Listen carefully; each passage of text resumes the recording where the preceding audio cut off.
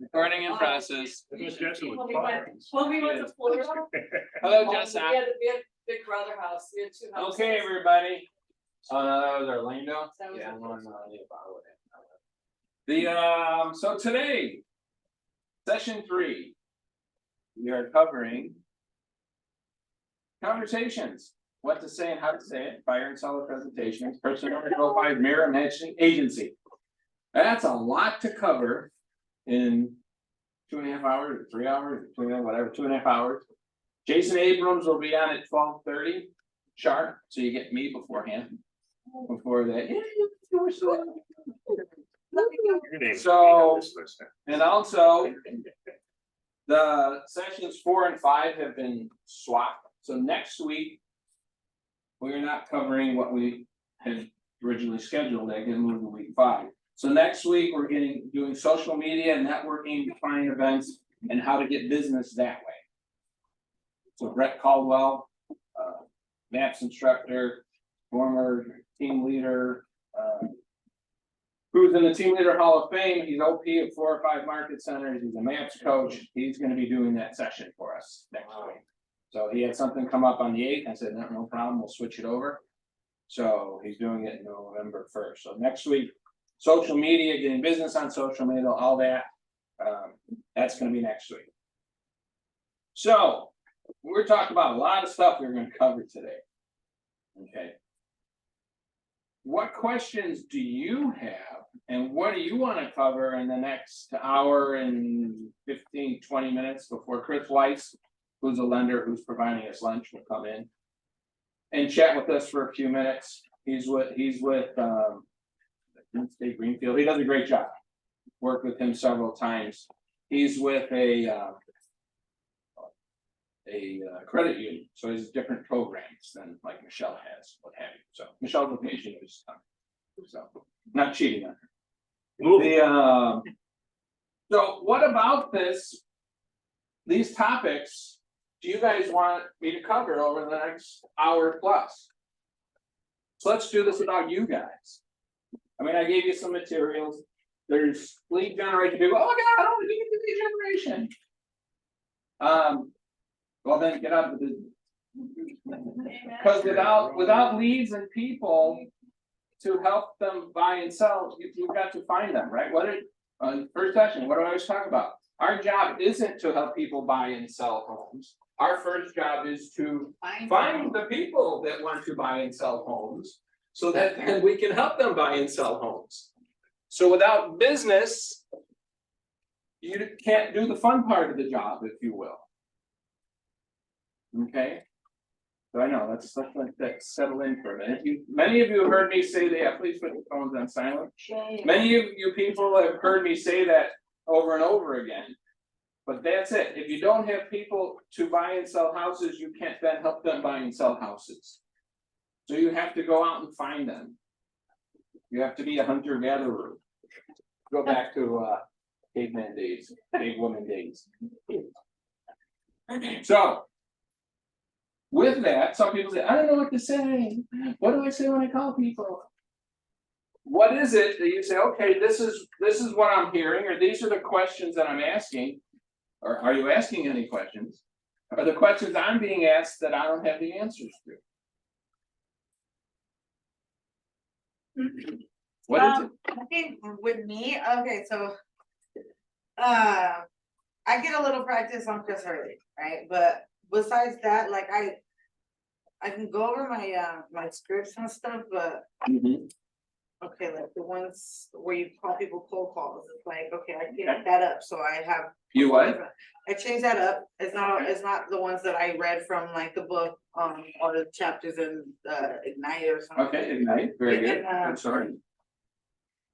But like I got that covered, but I think it was just getting it and okay, so remembering it, like I don't know, maybe I have just like a horrible memory, right? Even though I do it over and over again. But like I never really had like my family help me or something, like sit down and help me, you know. And so sit down and help you do what? Do script practice. Okay. And the hardest people on you when you do. It's okay, then maybe they're the best to do. Yeah. There's that page that I sent. and you can do things here, I know you're in the morning session. There's places, there's like 5 or 10 or 15 places that you can go and practice your scripts and dialogues every single day of the week. So if you say, I don't have anywhere to go, there's your resource to go and do it, and you log on and you practice. You can practice here.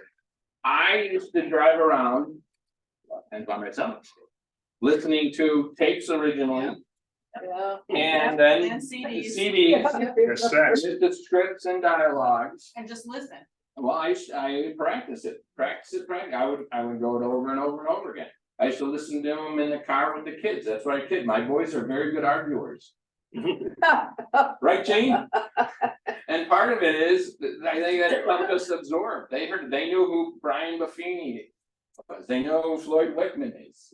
They heard all that. And when I remember we're listening to Joey recruiting for his football, for his teams and for the group that he worked with. Boy, he had the rhythms down and asking the questions. And why? Because he heard it all. It was just, it was natural to him because he heard it since he was growing up.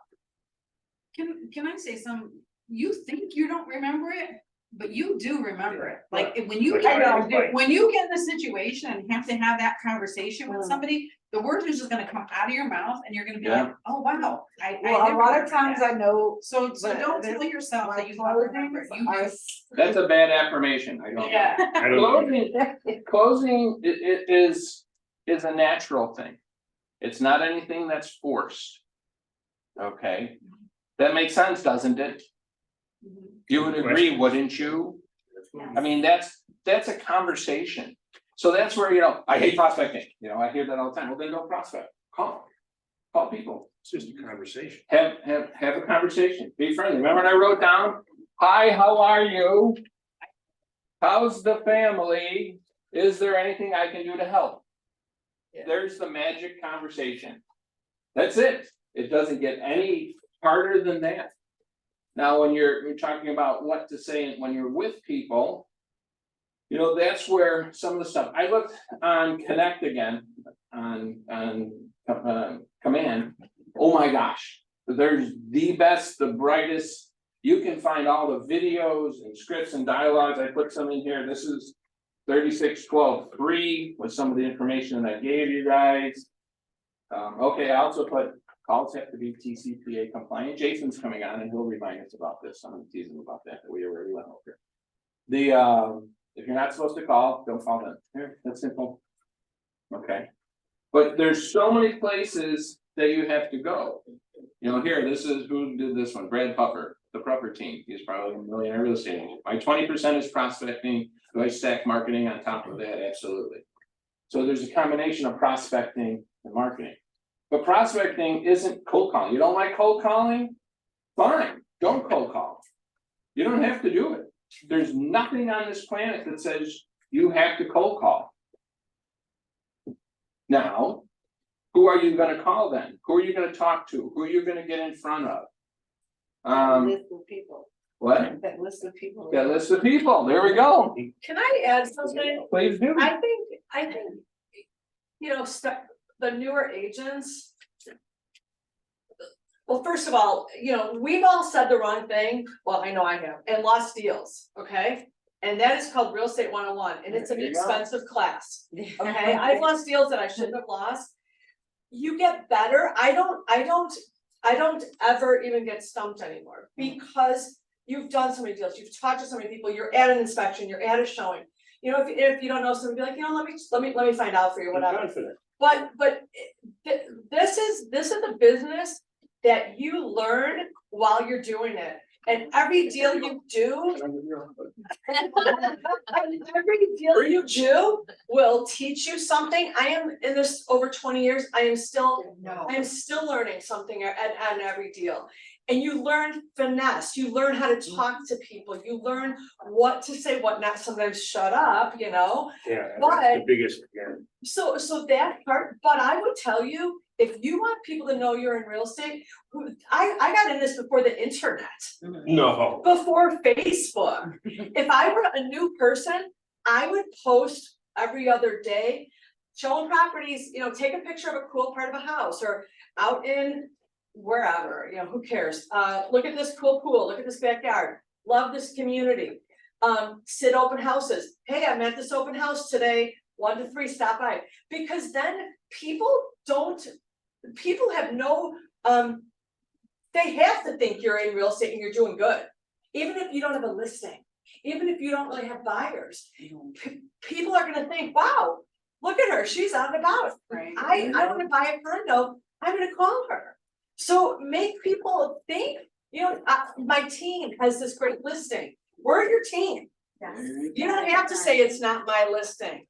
You know, use all of us Yeah. to make, And to and boost if you don't yourself wanna up. say my team, say our team. Our team. Our team has this great list, Yeah. you know? But I'm telling you, you learn on the job Well, 100%. Yeah, 'cause I- Wait, hold on, we Jean. should- Okay, had her hand up first. Jean, you were gonna say something? Go ahead. Two things to build on what Tom said. Silly question, but is everybody in here on Facebook? Yeah. Yeah? Anybody now? If you're asking who to call and what to say, the simplest thing you can do every day is open up your Facebook page and look to see whose birthday it is. And call them and say happy birthday. Happy birthday. You've broken down the barriers. First off, no Alright. one's doing it. No one's calling. We're all you. posting. We're all posting. Or all text the them, or even text them. But I can tell you that. Calls are better. That call will trump everything. The only thing that's gonna trump a call is face to face. yeah, Now, that's one thing, and I call this, in our world, calling someone on their birthday is the Bernardi method. Joe's best friend, our best man at our wedding, he's one of our investment guys. He's a very, very successful, for lack of a better word, stockbroker. financial What analyst. does he do every single day? Call his clients on their birthday. He calls us, like, we got Bernardi. Now, 1 year I was mortified because I forgot to call him on his birthday. I'm like, oh my God, I didn't Bernardi the Bernardi. But I've been in the room with him. He goes upstairs in his home office and at 9 AM, he starts dialing for birthdays. If you don't get him, leave a message. Just wanted to let you know I was thinking about you. Hope you have a great day. Do something special to celebrate you. You deserve it. Would love to connect with you. Give me a call. It literally takes you 15 seconds to do. Now, the other piece that I saw that I thought was wildly creative today, if any of you, I follow Tommy Choi on social. Yeah, He had a post up today that was talking about breaking down barriers when you're in an appointment. Because the seller, if you're on a listing appointment, you go there, the sellers think that you are there to sell them, right? All his post was about is if they offer you a glass of water, if they ask you for anything, if you want anything, ask them for a glass of water. Now they're serving you. It changes the dynamic. So. What do I always ask for when we're on an appointment? They'll say, would you like a glass of water? And Joe always, yeah, No, but I love a glass of water. wine. I'd love a glass of water. you shut You up. got tequila? You got tequila, I'm in. There you go. It's just a little tiny thing that makes that conversation easier. Dean, go ahead. Thank you for the opportunity, I appreciate that, right. I've seen people that we've worked prospecting before, they get all twizzled up. And that stops them, and they come up with a million excuses not to do it. Why? Because they think it's like climbing a mountain, it's actually saying hello. That's all it is. And you could call the toughest sounding guy, because a lot of people give up and you can get them to engage with you. So it's just a conversation, seeing if you could help them. So I love the idea of the Bernardi method, happy birthday. Unfortunately, not everybody has a birthday every day, although who has a birthday every day? But the fact of the matter is that if you connect with them based on something you know about them, seek those things out. If you're calling somebody and you hear a dog bark in the background, oh, you got a dog, I got a dog, what kind of dog do you have? Oh, I have a Shih Tzu, I have a Shih Tzu, whatever it is. But create the commonality and then make every call count for a benefit to them. Hey, I understand you're selling your house, I noticed it, my clients noticed it, I'd love to talk to you about that. If we brought a buyer, we have a conversation, sure, we can do that. So in other words, get from the breaking the ice to the what's in it for them quickly. And always think of it as a conversation. And don't, because if you prep for it, I wanna be perfect, I wanna be perfect, I wanna be perfect, you gotta prepare, but you'll never be perfect. I'm never perfect. Joe, you're never perfect. The other You gotta day, do I was at my community police academy that I'm going to in Evanston, and I was talking with a lady, she's a care real estate, right? Like, and I started talking to her, she rents, and I was asking her like why she felt like that was the better option, you know, and she was like, well, I don't wanna have any maintenance. And I just didn't know how to like go around that. Really? Cause I felt like I believed Oh. what she was coming, like I felt where she was coming from, like, yeah. No, that's kinda- I get it. But- Tell me more, why do you, oh my, you gotta be like a little kid, why? Oh, why do you say, oh, really? Why do you say that? So you'd rather have no, well, here's a question. You'd rather have no maintenance than build well? Right. So would you rather have no maintenance than build well? Mhm. Okay, so you'd rather build well? Yeah. How are you working on building wealth right now if it's not to be real estate? It's just asking questions, that's all it is, and it's not, and we learn to, and I think it goes down is learn when not to talk. We're all, almost all of us have a high eye in one of our profiles, okay? Which means we like to talk, and we like to be in front of people, and we like to engage. So we gotta remember, the first thing we need to do is listen. Okay, what was she saying? I worked with a guy a number of years ago, before I got in this industry. He never wanted to know, and Gene and I had already bought some investment properties and stuff. He's like, well, I don't wanna be tied down. So what was it, folks buy a house? No. Well, they've been in the flat, his folks have been in the flat for 30 some years. And they've been renting. And he now lives below them where he's lived for 15 years. I said, you know, your parents would own that flat free and clear right now. Mhm. And you would now be like halfway at least through a mortgage. People But say yeah, like, I wanna be able to I don't do, want well, the what was the last mortgage. time you moved? Yeah, Well, 15 years ago, well, shrewd, that's not what I say. well, people But don't it's- wanna pay the mortgage, they don't wanna pay the mortgage and taxes, I'm like, oh, you're paying the mortgage, it's your rent. You're not mortgage. You're just not getting any of the benefits. But it's someone recently say, well, you know, well, interest rates are too high, well, interest on rent is 100%.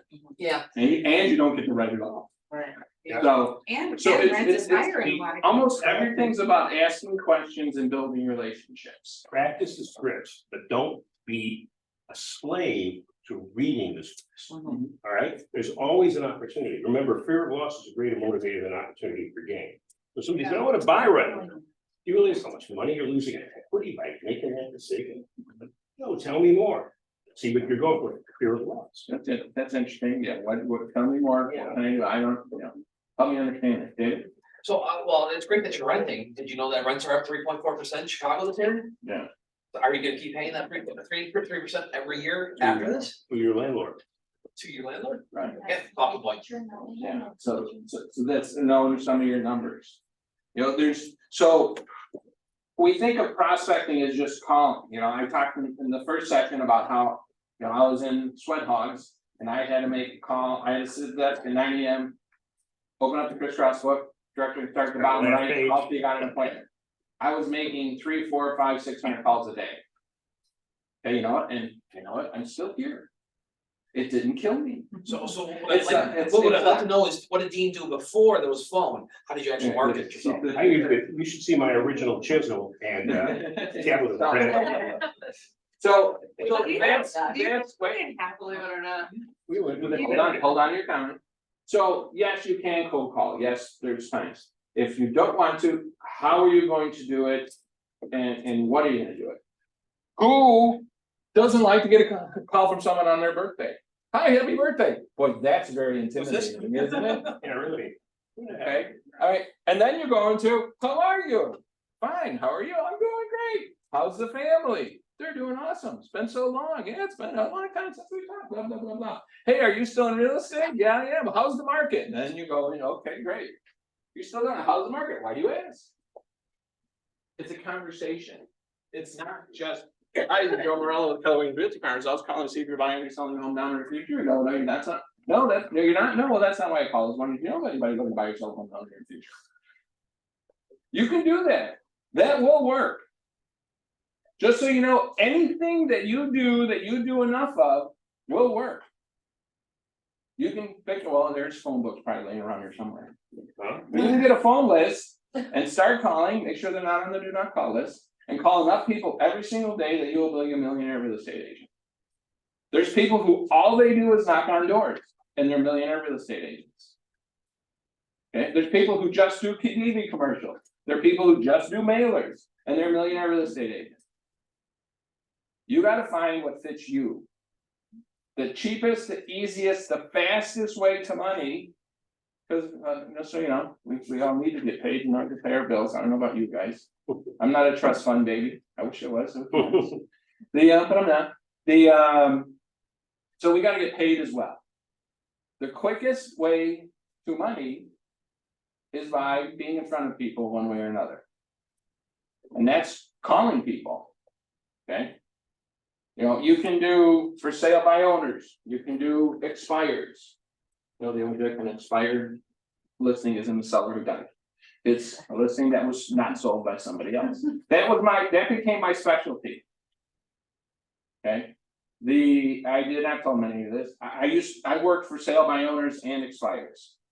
And I did not like calling for sale by owners. Why? That was my limiting belief. I didn't like it. You know, I got listings from it. I got listings. So I had success with it, just didn't like it. I really liked expires. That was easy for me. Boom, boom, boom. So then I said, well, instead of calling for sale by owners, which I don't like to do, how about I call twice as many expires, which I like to do.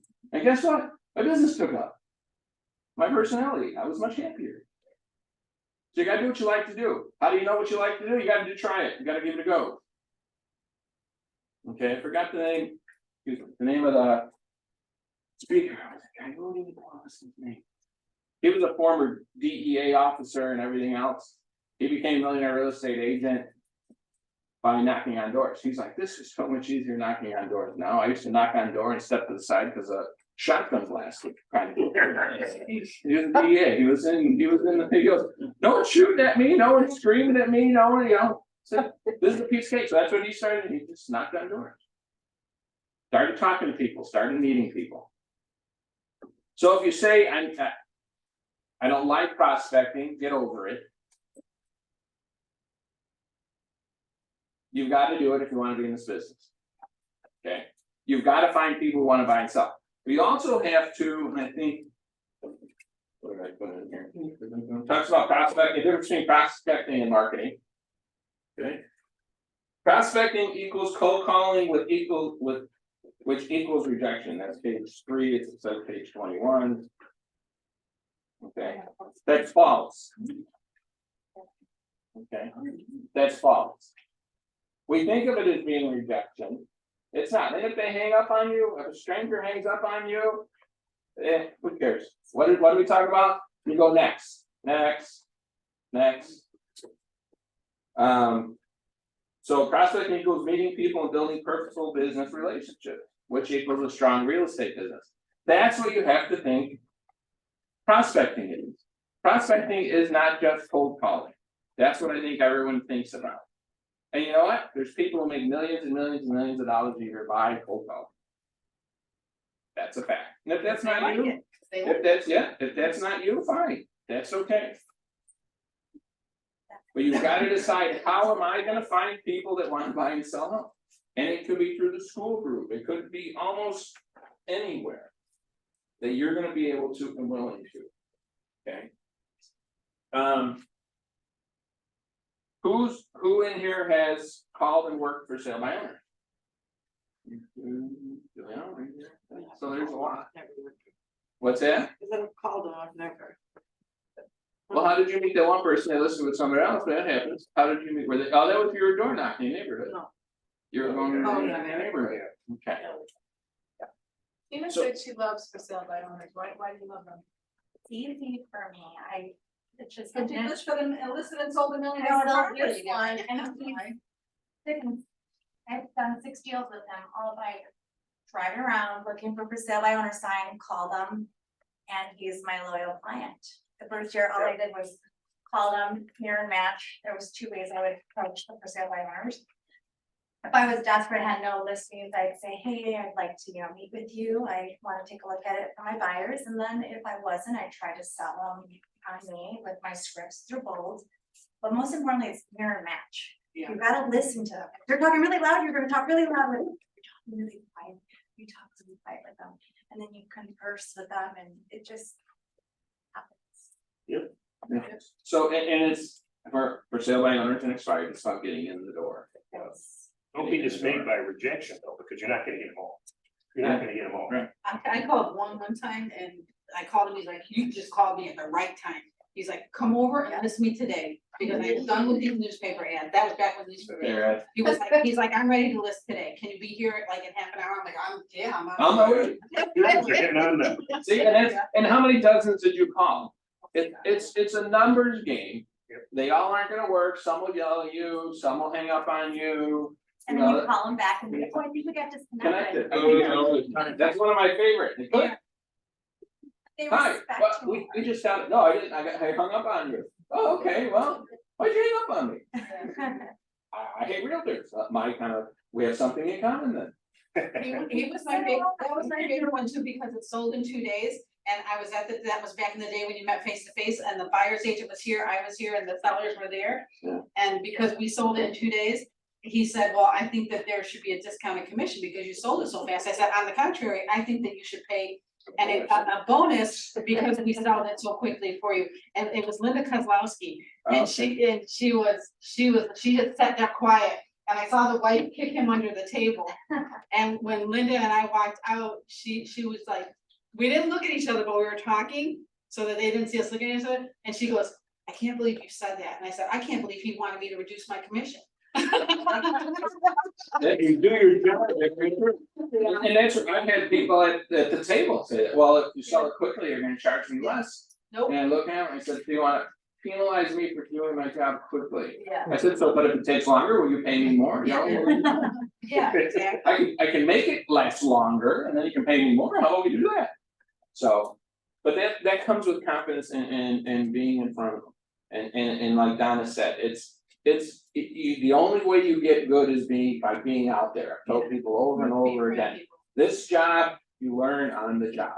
Now you wanna be prepared.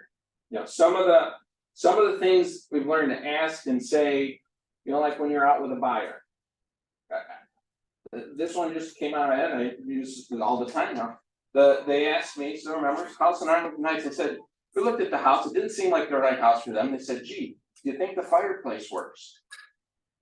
I'm like, well, if the fireplace works, are you gonna buy the house? They're like, nah, we'll never buy this house. And then why are we worried about the fireplace? So, but if I didn't ask the one more question, I would have been calling the listing agent, let me call the sellers, when was the last time that they had it cleaned? Or do you use it all the time? And then I would call my client and say, okay, here's what they said, and they go, yeah, well, we don't like it anyway. So when they ask you, what about this, what about that? Well, if it's working okay, would you buy the house? And I go, okay, great. And whenever out with a buyer, you should ask them every time, you show them the house, you wanna buy it. And I tell them, listen, I'm not a mind reader. I'm gonna ask you every house, if you wanna buy this. And sometimes they'll walk out and they learn, you know, are you gonna ask me? Oh, okay, do you wanna buy this one? Okay, you have fun with it. And then you say why, so that you will show them other houses Understood. that are similar to There that. you go. Okay, tell me why. Really? The smell, the future, this, that? Okay, I get it. Just wanted to know. Just trying to feel it out. Yeah, not a mind reader. Right. Yeah. So, Ask the question. so if you're gonna call for sale by owners. Feasibles. And expires. Go feasible. The number one job is to get into the house. Okay. What is, many of you've been in sessions with me. My favorite, answer is, I don't know, I haven't seen the house Yeah, yet. that's what I was just thinking. That's fine. Run it through my brain. Almost no matter Yeah, right. what they ask you, what's your commission? I don't know, I haven't seen your house yet. Does it matter? It certainly does. Well, why does it matter? Well, it could be a great house where you can. Have a lower commission, sell it right away, or you're gonna want way too much, it'll take a long time, so it's gonna be more expensive, so charge more. Okay, well, what price do you think I should have listed at? I don't know, I haven't seen your house yet. Why do you think my house didn't sell? I don't know, I haven't seen your house yet. And usually by the second or third time, they now close you and say, well, when can you come over and see the house? And that's if you're doing it by phone. Okay, I don't know, I haven't seen your house yet. Have you had any of those yet? I know you've been calling for sale by owners. Are they asking you any questions? I mean, not really. I mean, Okay. they're just asking if I can bring them a buyer, but that's what they're all. I don't know, what's your answer? I don't What's know. your answer? I don't know. I didn't get your house yet. Now you know. That's better than. That's, I don't know, I haven't seen it. Well, do you have a buyer in the area? I don't know, I haven't seen it. It might fit one of our buyers, and you can say our. Because if you find an awesome, I'll tell you. Once Well, you can each his own, right? The agents.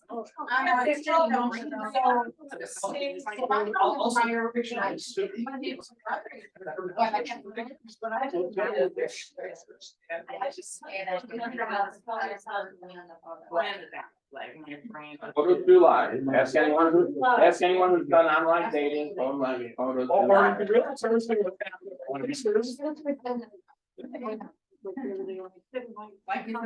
saying, bro. It doesn't mean, people think they have to be. So, Might be like something other than real estate, yeah. People like this. are- So what is it? Let's go back to for sale by owners and expire. Okay, guys, here, right here, Teresa, Dean, here, please. Sorry. That's all right. If you want, guys want to come, you can go in the hall. That's all right, but please don't disturb us. So when you're doing this, it's to get in, okay? That's the key, to get in front of them.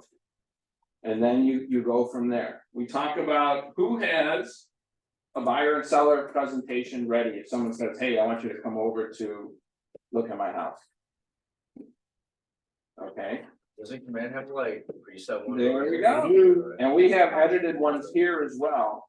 That you can go, but Command does have them. You should have one. You should have a buyer's presentation ready. You should have a seller's presentation ready. The ones in Command are like 45 pages long. Yeah. They're a bit much, so you wanna narrow it down a little bit, Gina. And a buyer's needs and wants analysis. Yes. I've Okay, been that's getting what those with the buyer's needs and wants analysis. So that's, Good. you know what that reminds me, agents, we're gonna cover this a little bit. That's one thing we said, I can't spell it, agency, that's what that's supposed to say. But the needs and wants analysis should be part of your buyer presentation. What are you looking for? Where do you wanna be? Where do you wanna go? And when you narrow that down, it makes life much easier. You don't have to show 30, 40 houses.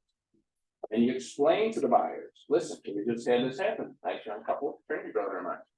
Just help them buy their first house. Or his son, what did I say? Oh, his son.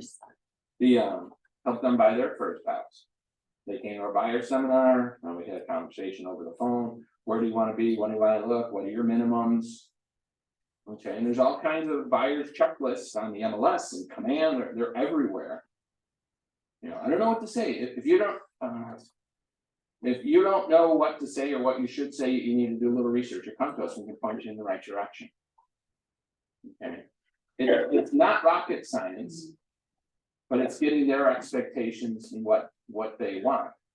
Being narrowed down. We want 4 bedrooms, what would 3 do? What neighborhood are you looking at? It might be in your price range, there might be not any 4 bedrooms available. If you're looking for condition or price, what's more important? Okay, it's just asking questions. Do you think that their needs? And explaining to them, this isn't like when we had the books. And everything else, it isn't like when we had the books and they had to come into the office, or you could only print up the listings at the office, you couldn't email it to them.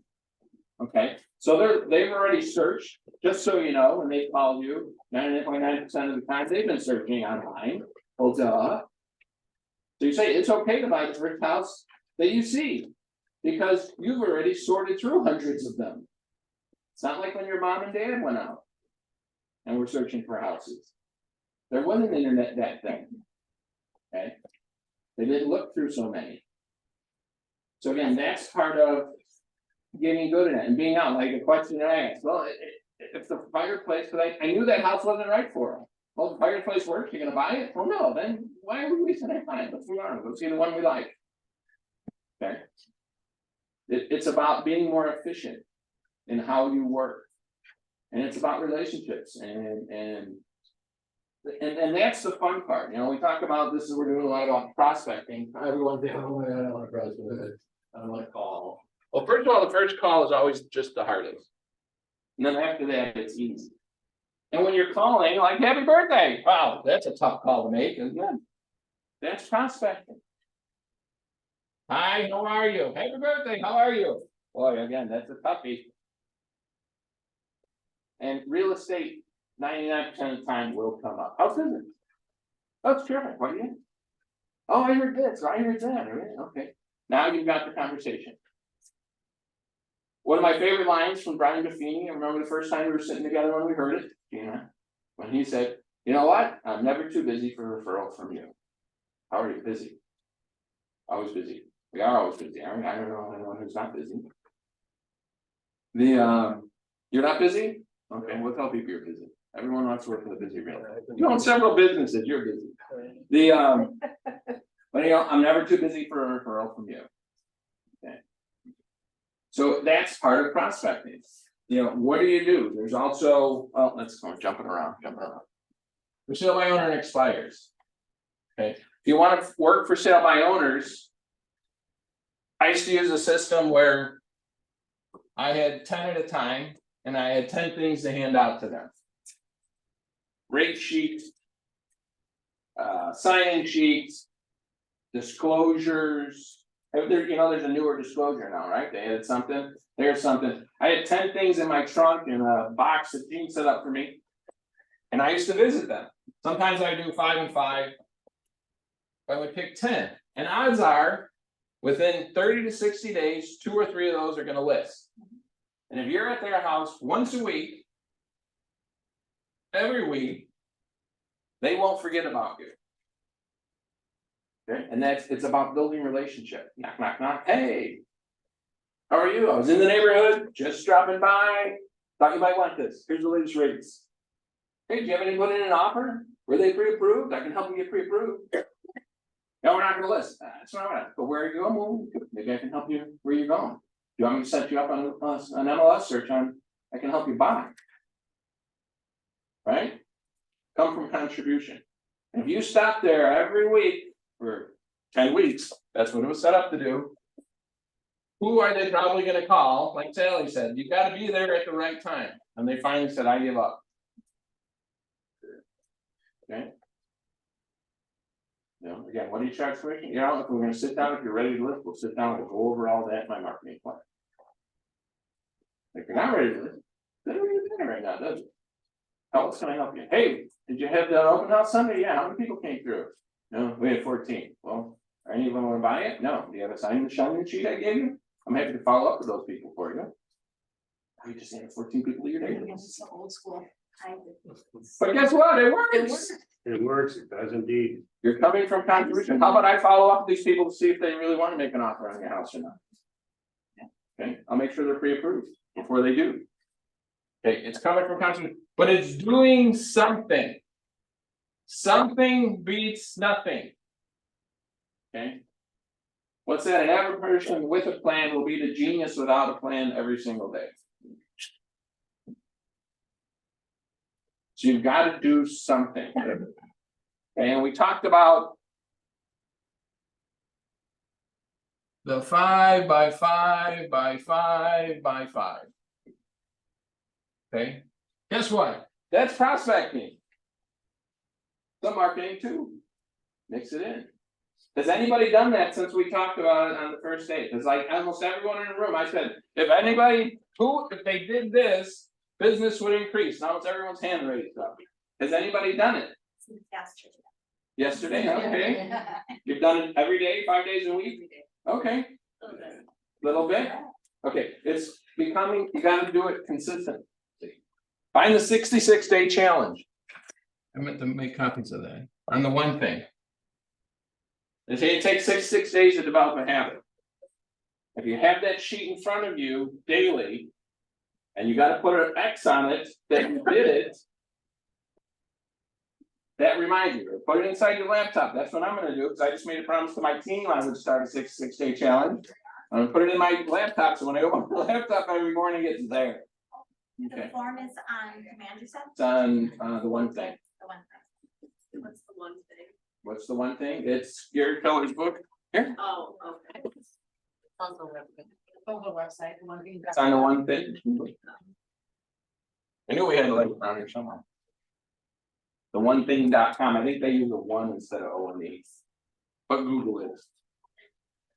So here, it's 5 conversations. Hi, how are you? Hi, happy birthday. All that counts, but it's you have to talk to 5 people in a day. Oh no, I gotta talk to people. What am I gonna do? Hi, how are you? How's the family? Is there anything I can do to help? Okay. 5. Okay, when do we just went over this, Sheena? 5 DMs. conversation, 5 DMs, texts. Well, that's the next one. 5 DMs or texts. Instagram now is supposed to be the place that people respond to most for DMs. People, there's just some study I saw that texts are being ignored like 2-3 times, but Facebook and now Instagram DMs have like, people will look at their phone and answer those right away, where they'll ignore text. I got an ex-coach that was on a call, they're like, well, will you ignore text? I go, not really. He's like, well, you're one of the real. Okay, because I'm old school. But DM, especially on Instagram, then Facebook, then text, are how people respond. Okay, and then 5 posts. These are texts. DMs, these are talk.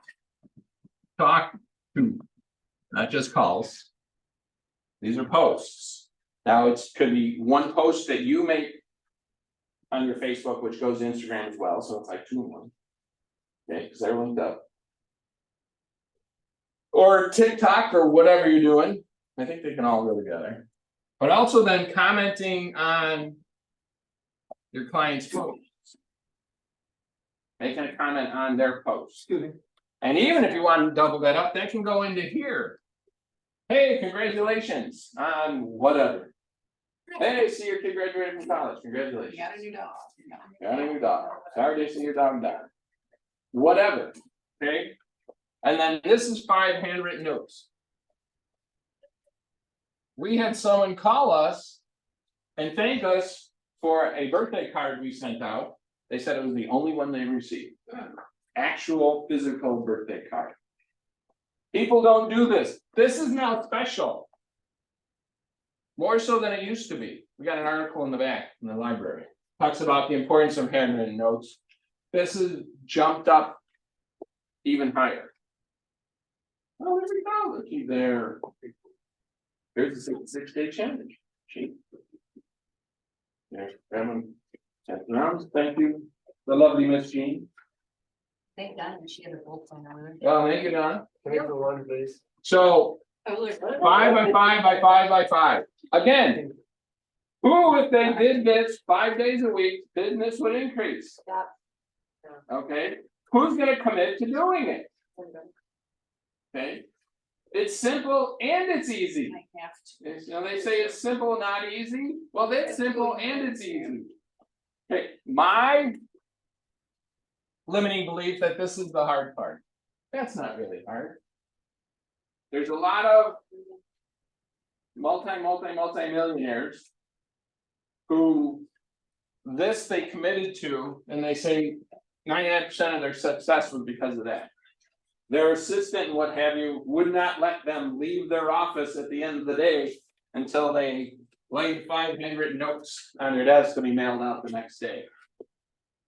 Okay. Are you gonna commit to doing something that simple? We were just talking, you're either in or out, there's no life in between, I believe is the sign we have in our house. Commitment, you're either in or out, there's no life in between. Sally, we were just talking about that today. Okay.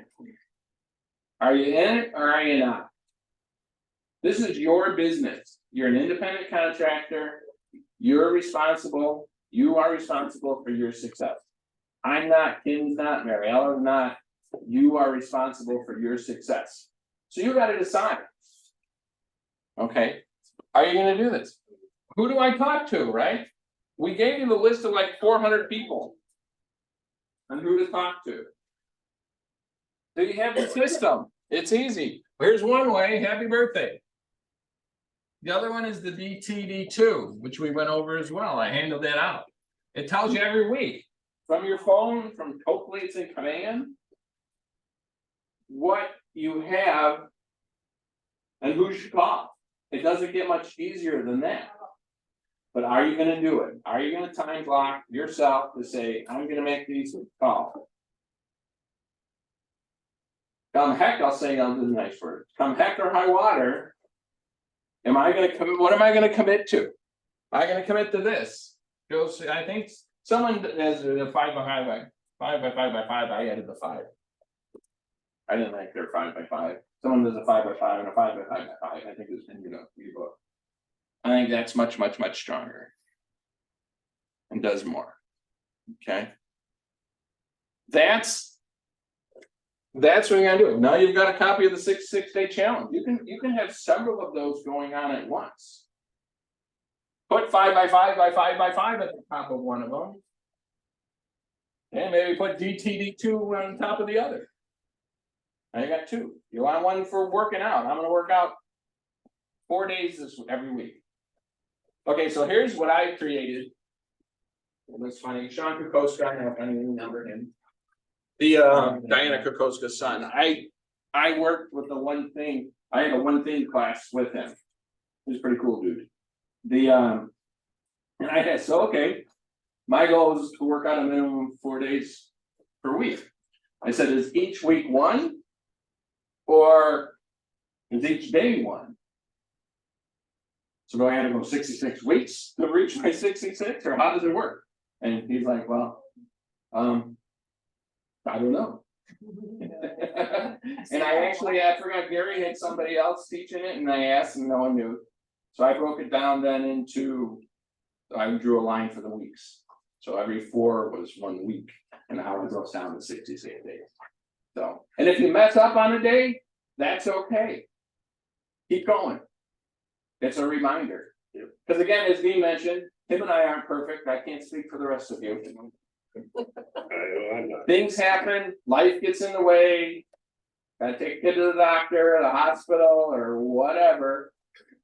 Okay, you miss out because you had showings, an inspection, and a listing appointment. Okay, if you miss a day because you have a showings, an inspection, and a listing appointment, not a bad day to have. Okay. And are you gonna commit? What's that? Don't beat yourself up. No. Are you gonna commit to come in then maybe Saturday mornings? Saturday mornings are my makeup day. I know I wanna do this, that, or the other. You're on here every Saturday morning. Saturday, you must have a lot of makeup. I certainly do. I'm here just about every Saturday. Cause I am behind. I gotta try to do it, there's no try, right? There's do or do not. I work on catching up on what I needed to do. But some of us are here late at night as well. Making up time. Okay, but are you willing, are you willing to commit to do what needs to be done? Now, we talked about that with Dan, with goal setting. Okay, here's my goal, great. Okay, I wanna do 25 transactions this year. Okay, great. Are you now willing to do the work that you need to do to get the transactions done? If you're not, then it's not a goal. Okay. So again, it goes back to you're a business owner. And I've always liked to say, at the end of each week, would you have fired yourself? Right?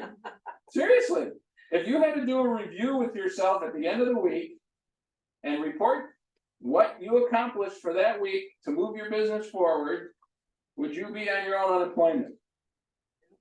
Okay. Well, let's face it, if you don't have buyers or sellers, you are unemployed. There we go. Business. Yeah. You are You're not working out. with a contract. Yep. You're unemployed. So how do you get employed? And that's kind of what we're talking about. You know, again, we're talking about who to call, what to say. One of the other things I don't think I included in your packet is the Ford method. FORD. You're like, what do I say?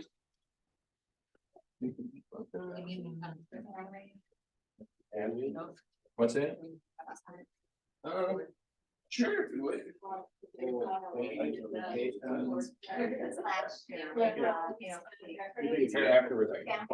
So here, hold on, I'll write it. So it's Ford. It's not the car. But quality is job one with Ford, if anybody remembers the old commercials. So this is family and friends. Found on the road, yeah. There we I go. just said it to David. Occupation. Recreation.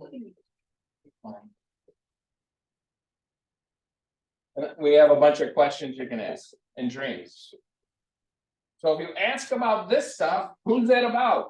Them. Them. That's what it's about. It's a conversation about them. Cause so many people, I hate salespeople, right? I don't wanna be salesy. Has anyone ever said that? Anyone ever thought that? I don't be salesy. Well, that's not me. Well, who the hell are you? Who is it? You're in the sales business, by the way, so get over it. Get over it or get out, Seriously, get over it or get out, Okay, right? but it's about the relationships. I don't diminish that. It's about the relationships. I mean, we just talked about my fraternity brother's son. What a outstanding young man he's become. I texted his dad right away. I'm like, wow. And his wife she's a delight. He's like become best friends with them now. And it would just go to a handful of homes. That's it. But they're wonderful. And that's, I mean, I don't know if you can see it, I'm like practically Rick Klein. That's the joy in this business. And guess what? I'm in sales. But it's my long-term relationship with my fraternity brother that he trusted me enough. I haven't talked to him, and that's well, actually, no, I did reach out to him a couple of times over the past year, but I haven't physically talked to him in a couple of years. But he said, and like, yeah, it's time for us to buy a house. You need to call Joe and Gene. We sold them their house. It's either 18 or 20 years ago. It's way too long. They should have gone to a different house certain times. I'm too good at what we do. But he said you need to call Joe and Gene because he knew we would take care of them. But it's the constant reminder. They're on our mailers. They get our email list. They get their valuation on their house every however many months it sends it out. Okay, it's I don't see you beat them over the head. But when you're you're in front of them, and we're there to help. When you think of real estate, you want to. Okay, my success is in direct proportion, the number of people when they think of real estate think of me. That's it. That's your goal. Then lots and lots of people. And we just got some more calls. You know someone who does this. You know somebody who does that. We know we can call you. You're gotta be a resource. But anyway, I don't know what to say. Well, ask them about how's your job? How hard is that? Right? Yeah. Hey, what have you been doing? I saw on Instagram or Facebook or TikTok that you were just in Africana Safari. Oh my God. That's awesome. How was that? Oh no, guess what? That's prospecting.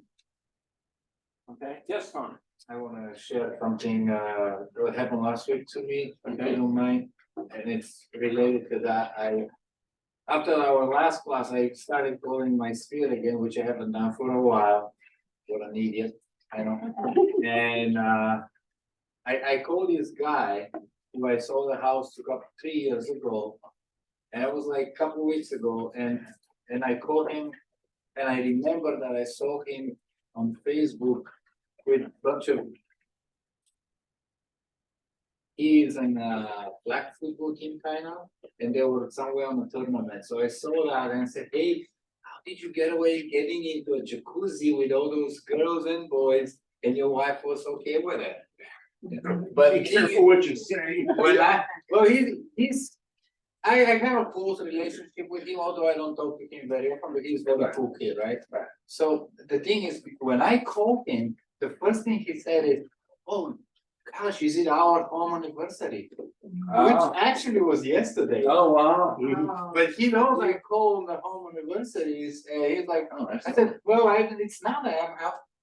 And I was gonna actually tell him, my script was pretty simple for that. It was, hey, this is a business call. I'm looking to grow my business, just reaching out to people. But I flipped it once he said that.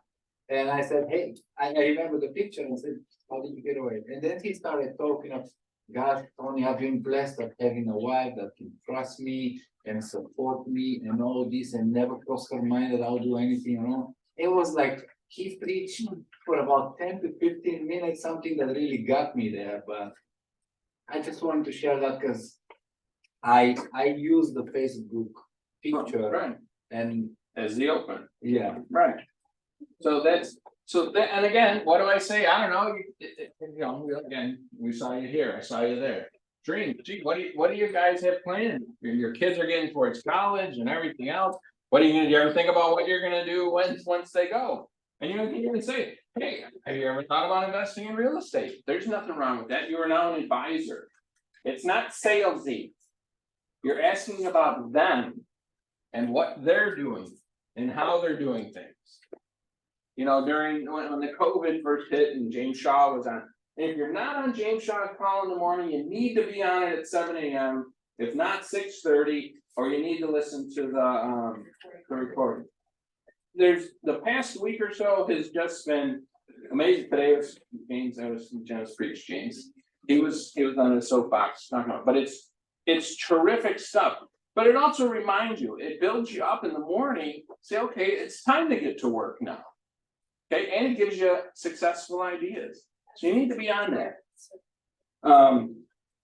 So you need to talk, when they talk about take a step back, making the call. I thought about it, an old friend of mine that I grew up with, that I hadn't seen in a long time. It was during the pandemic. James was like, you need to make the care calls. Hi, how are you? How's the family? Anything I can do to help? And some of you have heard this. I called him up. He popped into my brain. Whenever that happens, I need to act. I don't know how many people have driven by houses going, "And what's going on with that house?" And then like 2 days later, a freaking sign shows up. Yeah. Why did I go? Hi. So anyway, I'm off that one. But he popped into my mind. Like I said, how's that doing? I wonder how to do so. I called him. Hey, how you doing? Got son. Like, what's up, man? He goes, you don't know how badly I needed this call today. I don't know where his mind was or anything else. He said, what's going on, man? What's happening? How are you? Oh, this is, I lost my job. I'm embarrassed. I'm unemployed. I've never been unemployed since I've been 15 years old. You this, family. Like, hey, man, you and millions of other people have lost their job right now. You don't know what this call meant to me. That's hey, we're buddies. We've known each other since kindergarten. Yeah. So, and actually, him and I lost track of each other for probably 20 some years. We were at a client's Halloween party, and he walked in the front door. I hadn't seen him in 20 some years. And he walked up to me later, and he walked in. Like, you know this guy from somewhere. He walked in front of me. He's like, "Fucking call me Joe. Joe Brown." Oh my God, that he was.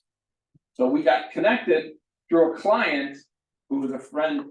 His girlfriend was a friend of our client. So anyway, but he needed that call. You know, I don't know what happened, anything else, but he texted me, I don't know how many times over the next week to thank me. Has he got no business? No, but that's something that sets with me, because I did good because I was willing to make a call and say, hi, how are you?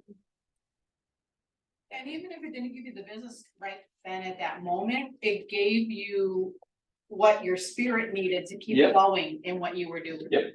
And your name, face and conversation are in that person's head. Right. A little bit, Right. you know? Right, And it builds that bond. My success is a direct report to other people. It's not a house selling business, it's a relationship business. Yep. And anybody who's afraid that the internet and computers and AI are gonna eliminate our jobs, don't be.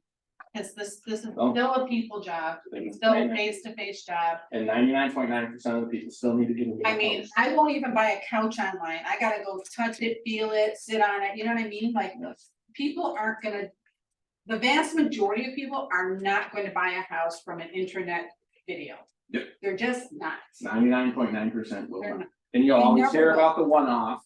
Yeah, there's gonna And be that some. happens, or it's such a great deal, or someone's transferring and they've got to, but usually they've done FaceTime, they've done the 3D. I mean, you don't know, you have to get in, that's, showed a house the other day, we'll get in the agency a little bit about that in a minute. But they said that, Did you find him a job? did I find him a job? No, I did not. You want We discussed- video advocate for life? There we go. Oh, we talked about him. Help him find a job. We talked about him getting into real estate, getting his real estate license and what have you.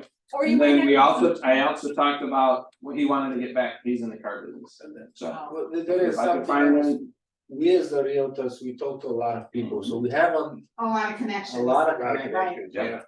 And if you take to that next level and you do help him out with Yeah. something, Yeah. cause you know a guy, or just get him through the that's, door. that's cute. It would And be cute. it's super important to know what your clients do for a living. I've been paying more Yeah, attention to what yeah. my clients Gotta do for a do that. living.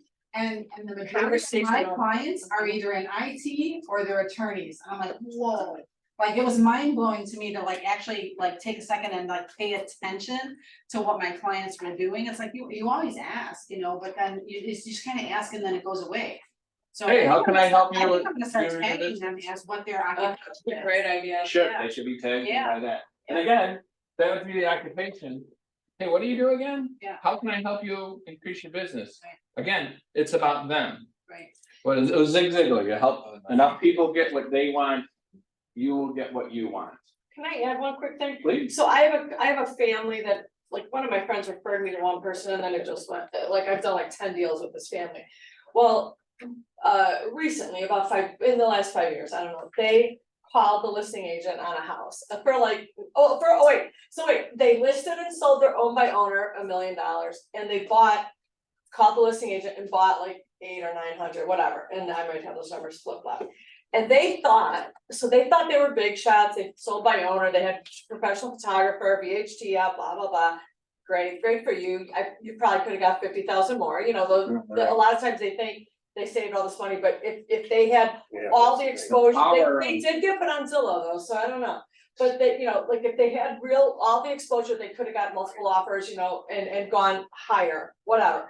Then they bought by themselves, they represented themselves, you know, they're millennials, sorry to all y'all, but they think they know it all, and they're like, we don't need a realtor, you know, thanks, you've been great knowing you. And so they called one of my friends in town and bought it, and I said to her later, I'm like, hey, you know, those people are my clients, you know, did you do it for less commission? She's like, nope, 5%. So they thought by going directly to the agent that they were gonna save money. That agent just got both sides of it, and I don't love dual agency, and that's a whole nother thing, but they thought going straight there, but really, they probably had no representation. Like, had I represented them, I first of all, I had a great relationship with this woman. You know, I could have pulled comp, maybe we could have gotten something negotiated better, but they thought, you know, they sold by owner, they bought by owner, they think, they still to this day think they're the winners. Yeah. and really- And they're so and that- wise, yeah, they're you know, so wise. And that they don't need Yeah. us. You just gotta get over that one person, because we provide so much value to the rest of them. Got it. Yeah. Got it. So if I could just add, look, when it comes to agency, there's dual agency and there's no I agency. know. But it's just, you know, everybody says they don't wanna be dual agent, you could be a single agent and have, look at both sides. That's probably what happened. The NAR just put out, so it's 179 ways agents who are realtors are worth every penny of their compensation. So look up on the NAR website, 179. We can share that on the Facebook, for the Facebook group. That's what I do. It's a great idea. So there we go, NAR, 179 ways, I saw that, I'm like, ooh. So, agency, nice segue. But yeah, they think they are, and I don't know how many people, I'll tell you what, do you have an agent? No, I don't need that, I'm gonna go directly through the listing agent. Oh, And you're not being so then you represented. say, Yeah. gee, why is that? And I think every single time I get, well, cause then I can save money. Yeah. I'm like, really? Why do you think that? Well, the commission gonna be lower, and I'm like, why would you say that? Did you see the listing agreement with the person? No. So that's the belief, or I've had people say, well, I read that on the internet, I'm like, well, then it must be true. Yeah. I've got a Again, we all know I'm client right now who validates everything through the internet. Yeah. Christ So almighty. it has to be true. So anyway, agent, who's heard that there's some big lawsuits going on Yeah. right now? I would hope to God, everybody, Yeah. sorry, excuse me later, that everyone knows that there's the big commission lawsuit going on. Y'all should know, yins, if you're in Pennsylvania, or all y'all can tell, that our MLS allows 0% commission to be co-opted. Everybody understand that? No. No. Okay, well, you're new, so You said, you've gotten like a zillion emails from the board and Yeah, from the well, MLS about that, okay, but you so, you can okay? allow 0, so that's crazy. I haven't That's- seen it yet. That's allowed. I haven't seen it yet either. Will we? We probably will. Okay. So this is the importance of agency and buyer's agency agreements. This will happen, this will see. Donna, you were around, Jane, you were around, Dean, you were around. There were a couple of companies, remember, they were co-oping $50. Yep. And there was another one, I think did 89, had something along those lines, that had to do with the name of their company or company. 89%. Oh, 89%, yes, we'll take that, $89. 89% all day. We'll take that. Yeah, I did see one there, you ever see it, some people accidentally put Oh, yeah, 25% or yeah. 30%, I'm in. You said that one time, that went all the way through and that had to be paid out. Yes. That was not Yeah, changed. it wasn't gonna happen. The so. Just so you know, those companies went out of business pretty quickly. Okay, so this has been around for a long, long time. But you were able to put, you could put $1 in there. They said you had to put some type of compensation. Okay. Commercial real estate has been around pretty much as long, if not longer, than residential, and they've been able to do this, and they often do this. They don't tell you anything about co-op. Yeah, right. You have to ask specifically. So this is a possibility. That's right. You've heard me preach about buyer's agency agreements. Okay. That's the way to ensure you get paid. Buyers, if you do a buyer presentation and you discuss it with them, shouldn't be hesitant to sign it. I know Tony gets a lot of them signed, a lot of our new agents, Dean does. Because I sign them, I see them. But you need to make sure you put a co-op. A lot of people, well, I put 0% in there, well, then you won't get paid. Okay, there's now a new addendum from the associations that's. If you see this, it can then be added to the sales price, so you can get paid, it still can, so. It's. Is it a big deal? It can be. I think it's gonna help professionals. To be honest with you. As far as. Showing your value, the people who are just gonna willy-nilly call. And press a button and have just an agent who does nothing show up and show the house and get a commission. That will hopefully die down some. I don't know. But this is the importance of buyer's agency. And remember, you by law, since I've been in the business. Are supposed to explain agency. To the client upon first significant meeting. So when you meet a buyer somewhere. You're supposed to explain agency, that's the law. When you're with the seller, you're supposed to explain agency, that's the law. You're also supposed to give them something in writing that explains agency. That's the law. In these lawsuits that are going on. It makes my head want to blow up because they skip over all the important stuff. Yeah. Like, I don't know, since the day I got trained 30 years ago, commissions had to be negotiable by law. They were trained that 30 years ago. Okay. And again, negotiable means they can go up as well. Someone's getting, one of the people that they put on stand is getting in trouble, says, I only negotiate up. Well, yeah, that guy has every right to say, here's my minimum, that's what I charge, you wanna pay me more? Okay, I'll take it. Attorneys do that. What's that? Attorneys do that. There you go. Retainer grant. So, but you need to be aware of what's going on, and you especially, you now need, it's funny, is I used to never really pay attention to this. Now you almost have to, which is kind of ironic. And in my opinion, what this is gonna cause, it's gonna cause more dual agency and non-agency, which is worse for the client. Okay, they're talking about taking care of the client. And that's why, while I was in the business during sub-agency, I know you were, Jane. Dean, were you in the business? Just started. Yeah. Sub-agency, and then they switched over to buyer's agency to protect the client. That's why it is. Protect the buyer. We gotta protect the buyer, sub-agency's gotta go away, gotta go to buyer agency. Now with these lawsuits and the big change they wanna do in the real estate industry, it's gonna cause more non-agency and dual agency maybe than ever. Now it's supposed to protect the consumer again by this going on. So, but anyway, you've got to pay attention to what's going on. I'm gonna do my best to keep you up, I'm reading the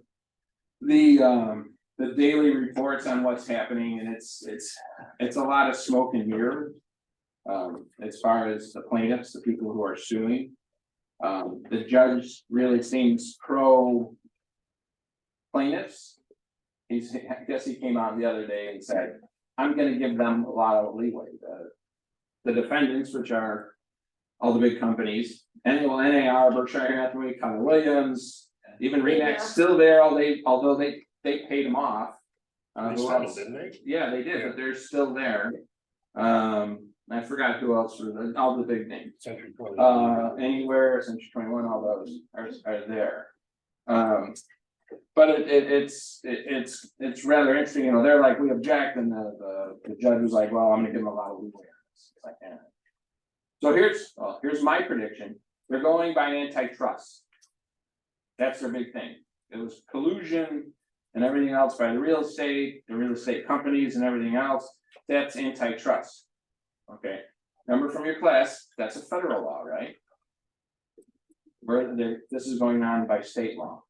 My guess is even if we lose, they appeal because it's a federal law and it's being tried in the states. In a state for that, so we'll see what happens. Well, this is only one of the two. Right. Lawsuits going on right now, one's the other one Yeah. that's not started yet. Supposed to start in February or March. So, question, Are they, yes, would they give us option, let's say it's 0%, and you have the buyer, besides giving them more for the house, is there any other options for the buyer? Tons. what do you, what do you mean? Well, they would have to pay, So this is so if you have your buyer. Yeah. Okay, and you have a buyer's agency agreement that says you get paid what? Okay. Whatever he wants. Buyer's agency agreement. 2.5%. Okay, We've been doing. so walk me through it, what's your question, Jane? what the question is, if we come across this, what are the options for the buyer to pay our commission? You could roll it into the offer for hire. I mean, I don't think they're gonna accept, okay, since they have to pay the agency, we're gonna go lower, would they accept that? You know what I mean? Not knowing what's First of all, happening. it's gonna depend on what the list price is to what it should go for. Okay, it should go for $350 and they're on the market for $3.25 and you're the only offer, well, okay. Or are there multiple offers? This is where you gotta start, this is where the thinking is and why you need this. Okay, the buyer can pay you 2.5%, they can get a check cut at the closing table, right to you, they can give you a certified check made out to, not made out to Jane Faber. That would be illegal, made out to Keller Williams Realty Partners. You can wrap it in. So let's say your multiple offers and anything, okay, you offered that 3.25, you offer $350. And seller to pay 2.5%. We're by probably a gonna see an brokerage fee. addendum on that coming up, I'll bet you. There is one. There is. There already Well, is you one, mentioned yes. you had a Yeah. class last. Oh, you could add just- it in. Yeah, you can, that can be You written can in there. negotiate it. So you don't have to write it in. You're The key supposed So Chris, here, why don't we have a lender. Everyone, this is Chris Weiss, we're line of lunch today. Say hello. The question, we're discussing agency. Yes. The question came, so if there's a co-op of 0 in the multiple listing service. And the buyer agrees to pay 2.5% to the buyer's agent, can it be added to the purchase price? I really don't know. I haven't come across this yet. This. Okay. kind of new for me. Yeah. Is this brand new, right? I've Yes, heard it about is. this, okay. Yes, so it's just coming down the pipe. So it can be put into the contract, and Main Street just came out with an addendum that says. It gets adjusted so that it's paid. So there was someone recently who was promoting for the defendants. And he said, you know, I sold for sale by owner at 500,000, they agreed to 500,000. My buyer agreed to pay me 2% in my buyer's agency agreement. So I asked the seller, would it be okay if we make the sale price 510 and include my fee? And they said, of course, doesn't cost me anything. That's how simple it See, is. the key thing here, just to add this, is you gotta do it at the first meeting. Okay, because you're showing them houses and you're working for them, and then all of a sudden, wait a minute, we gotta talk about how I get paid. They don't wanna do that. But when you have you have to always have a foundational meeting and describe how you got paid. And one of the things we say is our fee is 2.5%. Now, some people might pay less than that. Some people say, well, I might pay none of that, but you're responsible for it. Well, wait a minute, I pay. Well, we're gonna take it out. We're gonna ask the seller to pay as a credit to you, right? That amount of money, and then you pay us. We have the paperwork to do that. And the beauty of that is you're getting it out of the way early when you do the EBA, exclusive buyers agency agreement. And then the There's no title discussion. company would make the check at the Sure, cruise. it's just, it would be the same. You would send the commission statement in, just like we send the commission statement, but everyone just needs to understand how That's gonna. it plays out. Tony? I see a couple of problems here. If you bump up the price, Uh-huh. then you might have appraisal issue. Okay, well, And the second problem is, if you ask for a credit, holding credit to cover the commission, then how much the lender will allow? it's not a closing cost credit, it's commission, it's built into the price. It's not going to the buyer, it's going to Keller Williams Realty Partners. It's not a closing cost credit, it doesn't go to the buyer. It gets paid from the proceed to Keller Williams Realty It's kind Partners. of like It's the same, it's, And because lenders can approve can include the appraisal gap in some cases in the loan. So it's just a different thing that we're trying to include, right? so just so you know, a full commission, oh, I'm sorry, Chris answered. Well, Sorry. we're only lending based on the lower of the purchase price or appraised value, so whatever the Oh. appraisal comes in, that's what we're gonna do the loan Oh, on. okay. And if the buyer has the extra money, or if the seller's willing to come down to make it whole, that's one thing, but we can't. Okay, I thought there was a way to, if there was a gap, depending on how much the buyer was putting down and everything, there was a way to roll in some of that. It's all, it has to do with cash. So hang on, write down your comment or whatever. So Sorry.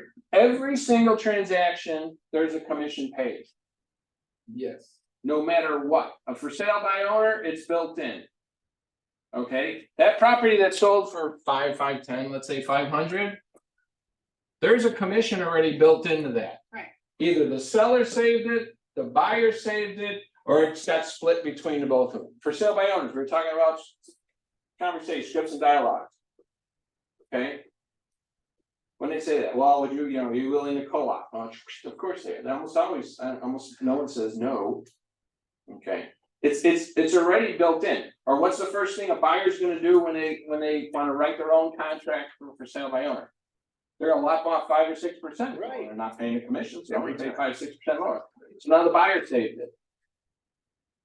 So it's built in to the price already.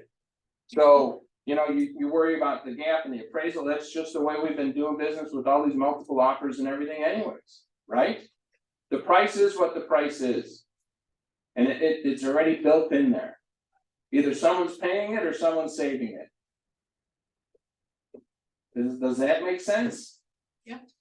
Okay, Tracy, you had a question, Donna, you had a question. Okay, I was thinking about how, okay, so Chris, if you gave us it's some five, heavy stuff. if it's 500, if it's being sold This for was coming, so it's good that $500,000. What's that? I said if it's being sold for $500,000, Okay. and they write that into the offer, which is like 510 or whatever, Uh-huh. how does that affect property value and stuff like in neighborhoods and like, does that? It's the same, if it's gonna praise out or whatever, it's the same. It's already built in, if this house, it should goes for 510 because of the commission, it's sold for 510. And now that house is worth 510, if it's sold for 500. And no commission was paid, it's really worth 510, but it only shows for 500, because the seller saved that amount. It'll get appraised, and that's where you gotta go, also then, if that's a problem, then maybe I you think what work she's with it. getting at is there gonna be appraisal problems, cause now you have Big, two identical houses, It's it's good. 510 or 500. We're doing that right now. With all these multiple offers and everything else, we've been dealing with that for 3 years. Yeah. So. When it was hot. we It's were- like, I got the appraisal kind of issue, I think I have a weird, like, in my opinion, in that listing agreement, it's clear as day, like. Here, I mean, and I'm not saying everyone uses these numbers, okay, but here, you're paying 5% to divided by 2.5 to the listing company, plus or minus. 2.5 to the buyer's company, so in my opinion, that seller knows full well that how that 5%, and I even do, I'm like, I know that looks like a lot of money, and I do 5%, then I go 2 and 2.5, then I split this by, and I do my own sugar. But yeah, I think if this does go, which I don't know if this is really gonna happen, okay? I think a buyer, especially that is putting 3% down, they're not paying 2.5% to you, they'll go straight to the source. Okay. And then, wait, one other thing, and I think if there's multiple offers, and maybe the listing agent has one of them or whatever, so there's no other side, and maybe there's a guy that'll do it for 1%. I think if you're going in and saying, here, we're gonna give you 5 for 100, but we want 2.5% back, you could lose out. Sure. And really quick, one more thing, I saw a Zillow condo in Mount Prospect. I called the person up, it was a buy owner, but she got it on Zillow. I said, I have a buyer who wants this building, I'm gonna send you over, we had a great report. Will you take a 2.5? Sure. Sent her the, I'm representing so-and-so, she signed it. I had it all together, went, saw, we wrote, full asking, like day 1 on the market. I thought, oh my God, we got it in the bag, right? Yeah. She called me 2 days later. Yeah, I got another offer with no representation, so we're saving, it was like 3 something, so they're saving 15 grand or whatever, or 12 grand, whatever it was. So we lost it because I put that in, so there's a lot of Oh, sure. pieces to this But puzzle. again, it's a different market, every market's different. Yeah, You would never see this, especially when the market slows down or anything else. The odds of this happening I think are very slim. Might we see it? Yes, we're preparing you in case you see it. The odds of this happening, we're not gonna do it. The other big companies, just so you know, the other companies out there, Coldwell Banker, Central 21s, almost everybody else, that 2.5 minus 495 on their listings. Here, you get to keep that, right? As part of your company dollar, or as part of your GCI. Almost every ad properties, all of them, the company keeps that. that's true. And story. and sometimes. It's when I 100%. talk to them, there's a That's a marketing And then fee there's another as well. marketing fee. Yeah. It's key. So Yeah, they're- companies will they're- nickel and dime you to death. And so will Right. the banker. So they're not gonna go away from this strategy, because that's a huge part of their economic model. Thank you. That's So- very, so- good point. And who handles the vast majority of the real estate out there? Is the bigger companies, okay? Might they, I can't, well, they're not gonna go 0 minus 495 where you have to pay, that's actually. There's been some mistakes, actually, I was at a broker forum, there was a couple of mistakes in the MLS. One of them was supposed to be 3.0, they put 0% minus 495 in there. I've been noticing a lot more. You bring me a buyer. Oh, You yeah. pay for over it, man. Well, that's where Corporate rentals, where you get 50% of the rental minus $495. Oh, no. Yes. Yeah. I've been- It's all like that. I feel like going to this country. Yeah.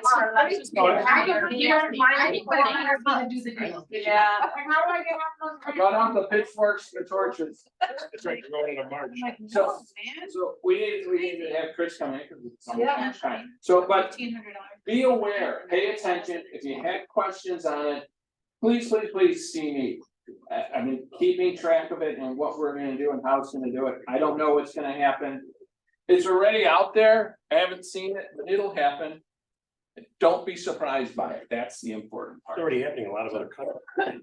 Yeah, I'm not worried about those. No, I know, countries. but I'm just saying, it's not unprecedented. Right, so buyer's agency agreement, that solves the That's problem, the key. and then we go from there. Okay, Chris Rice from Grease State Ranch. Come on, Chris. Hey, everybody. Telling them a little bit about you. We do have a couple of people say hi to Grace and Jessa and Zoom land. Oh, right there, right? All right, thank you so much for having me as your lunch sponsor here. I promise I'll try to keep it short so you can eat it. Brought It's got 7 pages over there. That's just this one. So first off, who knows the difference between a credit union and a bank or a credit union and a mortgage company? Anybody? No?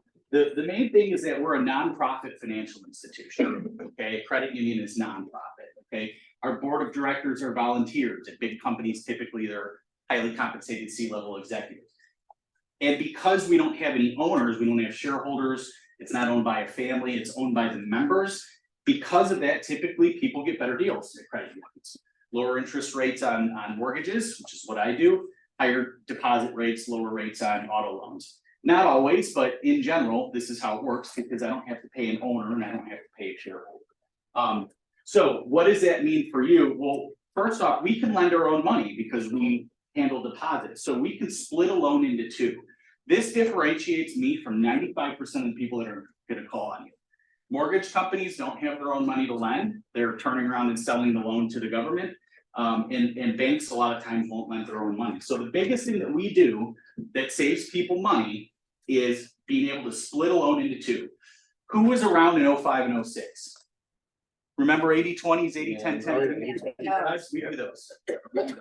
Because the way that it works, do you remember earlier this year where there was a meme going around that saying how conventional loan pricing was gonna change and people with lower credit scores were gonna get better deals? Remember all that? Yeah. They did, that's not quite true, but they did change how low level price adjustments, which is the characteristics of a loan on a conventional loan that equate with what rate we can offer.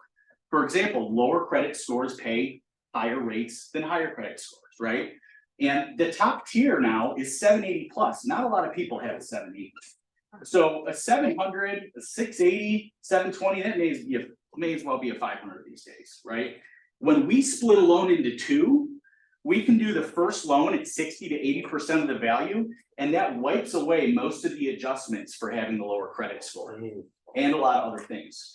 So when I'm done here today, I'll send around a sheet if you want to put your name, cell, and email. I will email you 4 specific scenarios where splitting a loan into two works a lot better than doing one loan. For example, we can go with less FHA loans on this because normally the conventional mortgage insurance is very expensive. And if you have an FHA buyer looking for a condo, good luck, right? So if we can get an FHA buyer into a conventional loan by splitting it into two, now they can buy their condo, right?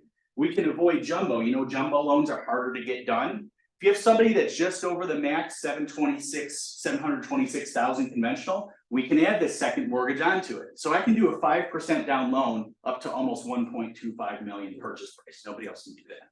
Okay. So I can do a $700,000 second. Obviously, you avoid PMI. When you have two loans, the first loan is your down payment, it's part of your down payment. We're gonna do over 20%, 20 to 40% down. So there's no PMI when you split it into two. Also, you pay fewer points when we split the loan into two. Because what's happening right now is companies are pricing loans out. When they try to sell the loan, the mortgage company that's gonna buy it says, you know, I don't want to give you a loan higher than 8.5 or 9% by the time we price in all these adjusters. So your borrower has to pay points. So when you talk to a for-profit mortgage company, the reason they're pushing temporary buy downs and things like that is so that you can ask for a huge closing cost credit from the seller to pay for some of their points. So we have more no point options than companies that can't split the loan into two. Okay. And then secondly, other than splitting the loan into two, does anyone do IDA loans? Has anyone had an IDA transaction? I know they're probably not too prevalent in this market. Did you know you can buy a $581,000 house now with IDA? So here, that's gonna be more prevalent. You can make up to a little over $132,000 in this county. And it's not household income, it's just one applicant. So if I have somebody who makes 200 grand and somebody who makes 120, if I can qualify to 120, I'm gonna do an IDA loan, right? So they changed that recently. So, you know, all in all, when to think of us, I know you have a lot of lenders calling you. If it's somebody with decent credit, but they're in that maybe 660 to 740, every other mortgage company is gonna put them into an FHA loan because A, they make more, and B, the payment's gonna be lower. With me, if I can split it into two, I'm gonna be lower than their conventional, than their FHA, than everything in most cases, unless somebody has really, really good credit, okay? Or if somebody's looking for an IDA loan, we are one of the only companies in the state that doesn't charge points on an IDA loan. So you guys understand what IDA is, right? It's a grant through the state, but they don't pay mortgage companies much. They pay us 2% on the loan amount. So on a $100,000 loan, you get $2,000. Most for-profit mortgage companies are working on 3 to 6% margins. So they can't make any money doing IDA loan. So IDA says, you know what, so you can make more money, I'll let you charge up to a point as well. So think of it, you're buying a $500,000 house. I'm here to tell you I can get you $6,000, but I gotta charge you a point. So I gotta charge you 5,000 to get that 6. And that's what's happening in the market right now. We don't charge any points. The whole $6,000 goes to the borrower, or 7,500, 10 grand. IDA sets the rates, so nobody is lower than anyone else. They send out an email every day. The only difference is what fees one lender charges versus another. So please, if you have an IDA loan, unless you can find another lender that doesn't with no points, I don't know of any.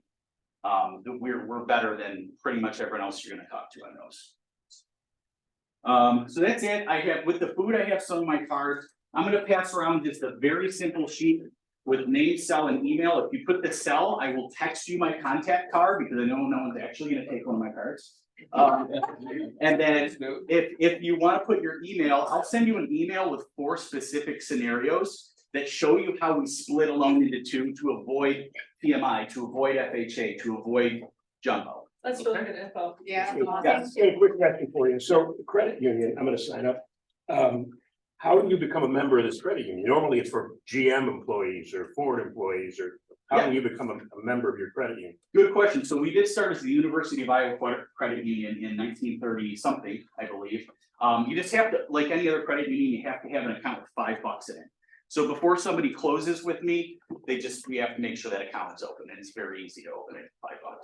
Even if you're not getting a mortgage with you, can you open an account at the credit union? Yeah, absolutely. Yeah, There's no- Anybody can. so there's You no don't have to be annual- a member of any certain thing to do it. correct. I just want to clarify, there's no annual fee to be a member of your credit union, you don't have to be affiliated with a particular employee organization, any of that stuff. Nope. The only thing is there's different areas of membership. Like if you were out of state, you can't get everything with us. Like I can lend in all 50 states, but we can't do like auto loans in Missouri, for example. Just, we're based out of Iowa, so Illinois, Iowa, Nebraska, kind of the middle of the country. We're about the 20th largest credit union in the country. Are you, there's not branches, so are there branches? There's actually one here in Park Ridge. Yeah, too. one right Remember at- Blue Oh, we Leaf? saw one right at. Remember Blue Leaf Yeah, yeah. lending? Is Yeah, anybody- yeah, yeah. On the bottom. Yeah. Just so you know, we just talked about The green space is on there. Right. Yeah, yeah. And So, Don Higgins. yeah, we were Blue Leaf lending, Green State came in and bought us. Right. Next week there'll be red snow. Yeah. Well, I was hoping they've been around for almost 100 years. So if you're interested, like, for those of you who remember, you know, the 80-10-10s. Yep. And what have you, if you don't know what that means, it's either way. Chris is a great guy, he stays in contact, he keeps you informed and everything else. It was as smooth can be, working with him, Horatio Thank you, sir. can attest to that as well. You know, meet with him, have a cup of coffee, meet with him here, discuss the products. Yeah. So he's got a whole different line of products, obviously he's very creative, you guys know I love creative financing. So make sure you meet with him and chat with him. You brought pizza and salad, We got Rosati's, we got 3 different kinds of pizza, we got salads. and make sure you're back here before 12:30 for Jason Abrams. That's out. Thank you. Oh, yeah. Thanks, Thank you. Thank you. Chris. Appreciate it. Oh, thank you so much. Thank you. Yeah. So if you like it when your client texted me the picture of him using his pizza. I get sent all the time. It was hysterical, like, I gotta forward this to him. They've had some good swag. They had these tumblers for a while that we went Yeah, to, we got the when we went to the main street. They made about 200 of them, right? No, it's two, That was- I got two in the warm days, another t-shirt for Halloween. Figured I'd make use of it a little bit. Well, send some information. Okay, thank you.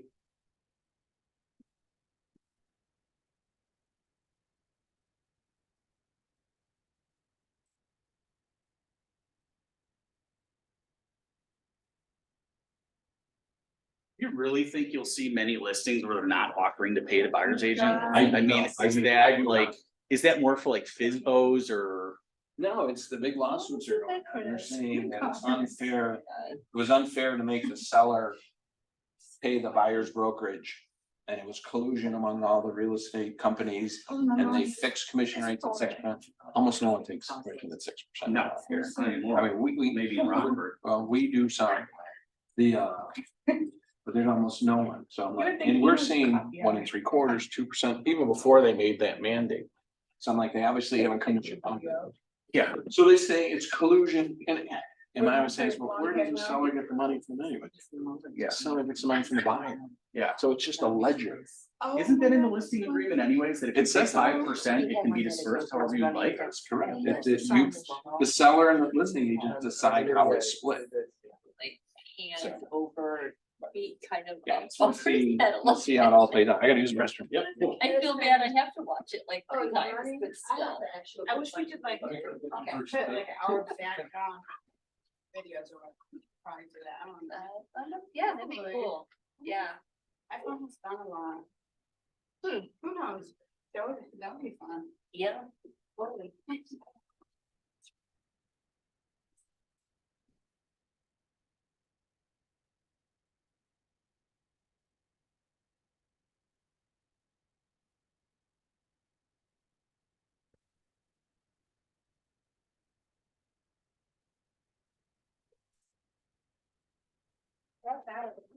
Go, girl, go.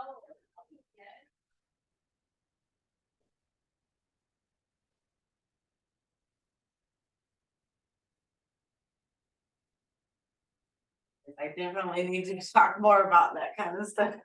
Yeah. It's too fast. Yeah, I, try to pack some information in without confusing it. I haven't done a lot of Chris. this, so I don't know a Oh, lot you're welcome. about different kind of stuff. Are you new? I'm not that new, but I haven't done that very many deals, so. Okay. Okay, Yeah. yeah.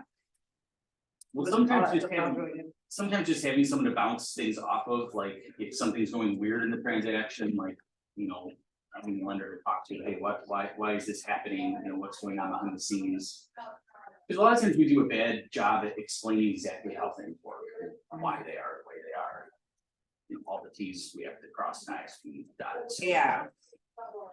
Cause I, like a lot of my buyers that I wanna work with, or that they wanna work with me, they're like, I'm not approved yet, and I can't really give them a lot of information, so I just say, okay, you can get a call to the person, but I'd rather have it. To be able to. All right, well, welcome to Market Center 188 Park Ridge. Thanks for having me, gang. You're welcome. We truly appreciate you. Say hello to Teresa, she just walked in. Hey, Teresa, yay. I know, I get that. So, let's see, I can tell you what we were covering some today, Perfect. and then what you want to get into is up to you. Well, just so you know, I went over all calls have to be, there's your TCPA compliant form. They all got one and we all talked about it. Very wise. No one wants to go to real estate jail. There we go. So you don't even have to talk about that. We already did. So what we said today in our SOAR program that we were covering, conversations, what to say, how to say it, buyer and seller presentations, personality profiles, mirror and matching, agency. We touched on, I erased it all. We touched a little bit on for sale by owners, expireds DTD2. I had 5x5x5x5. Talking about Ford a little bit when you're calling.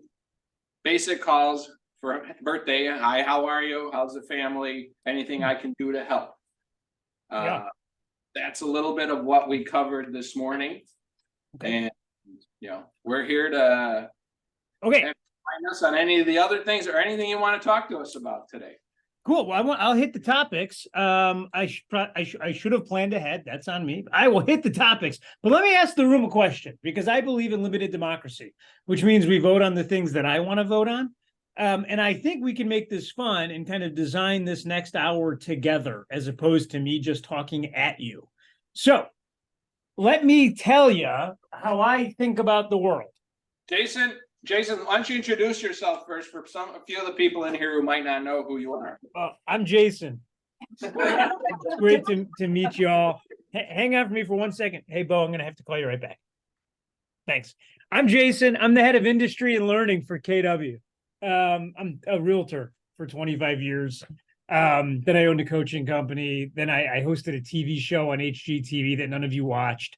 So suffice to say, I'm like a substitute teacher. And here's how I think about it. I don't give any of my own thoughts. I think they're all overrated. I'm just going to give you the models from the people that make the most money. And so you don't have to follow any of them.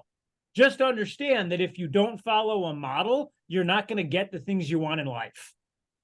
And people look up and say, well, wait a minute, I'm living an okay life. I didn't say it wasn't going to be okay.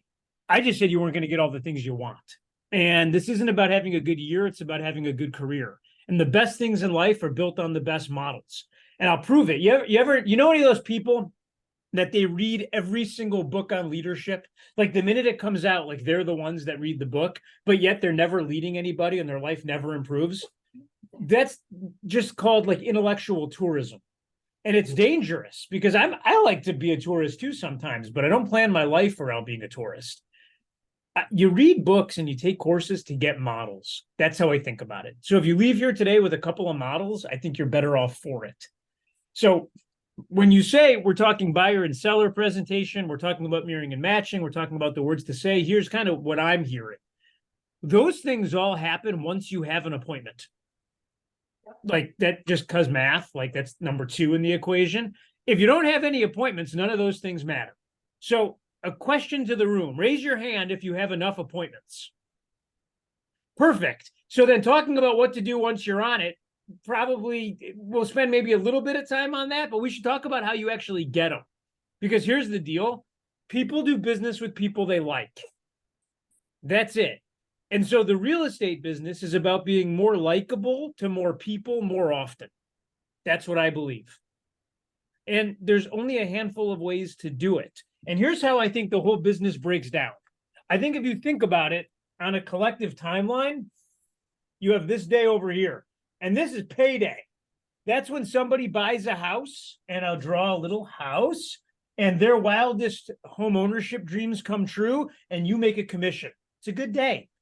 This dotted line right here, this symbolizes the day that the consumer gets really serious about buying or selling real estate. And our friends at NAR tell us that that's 10 weeks.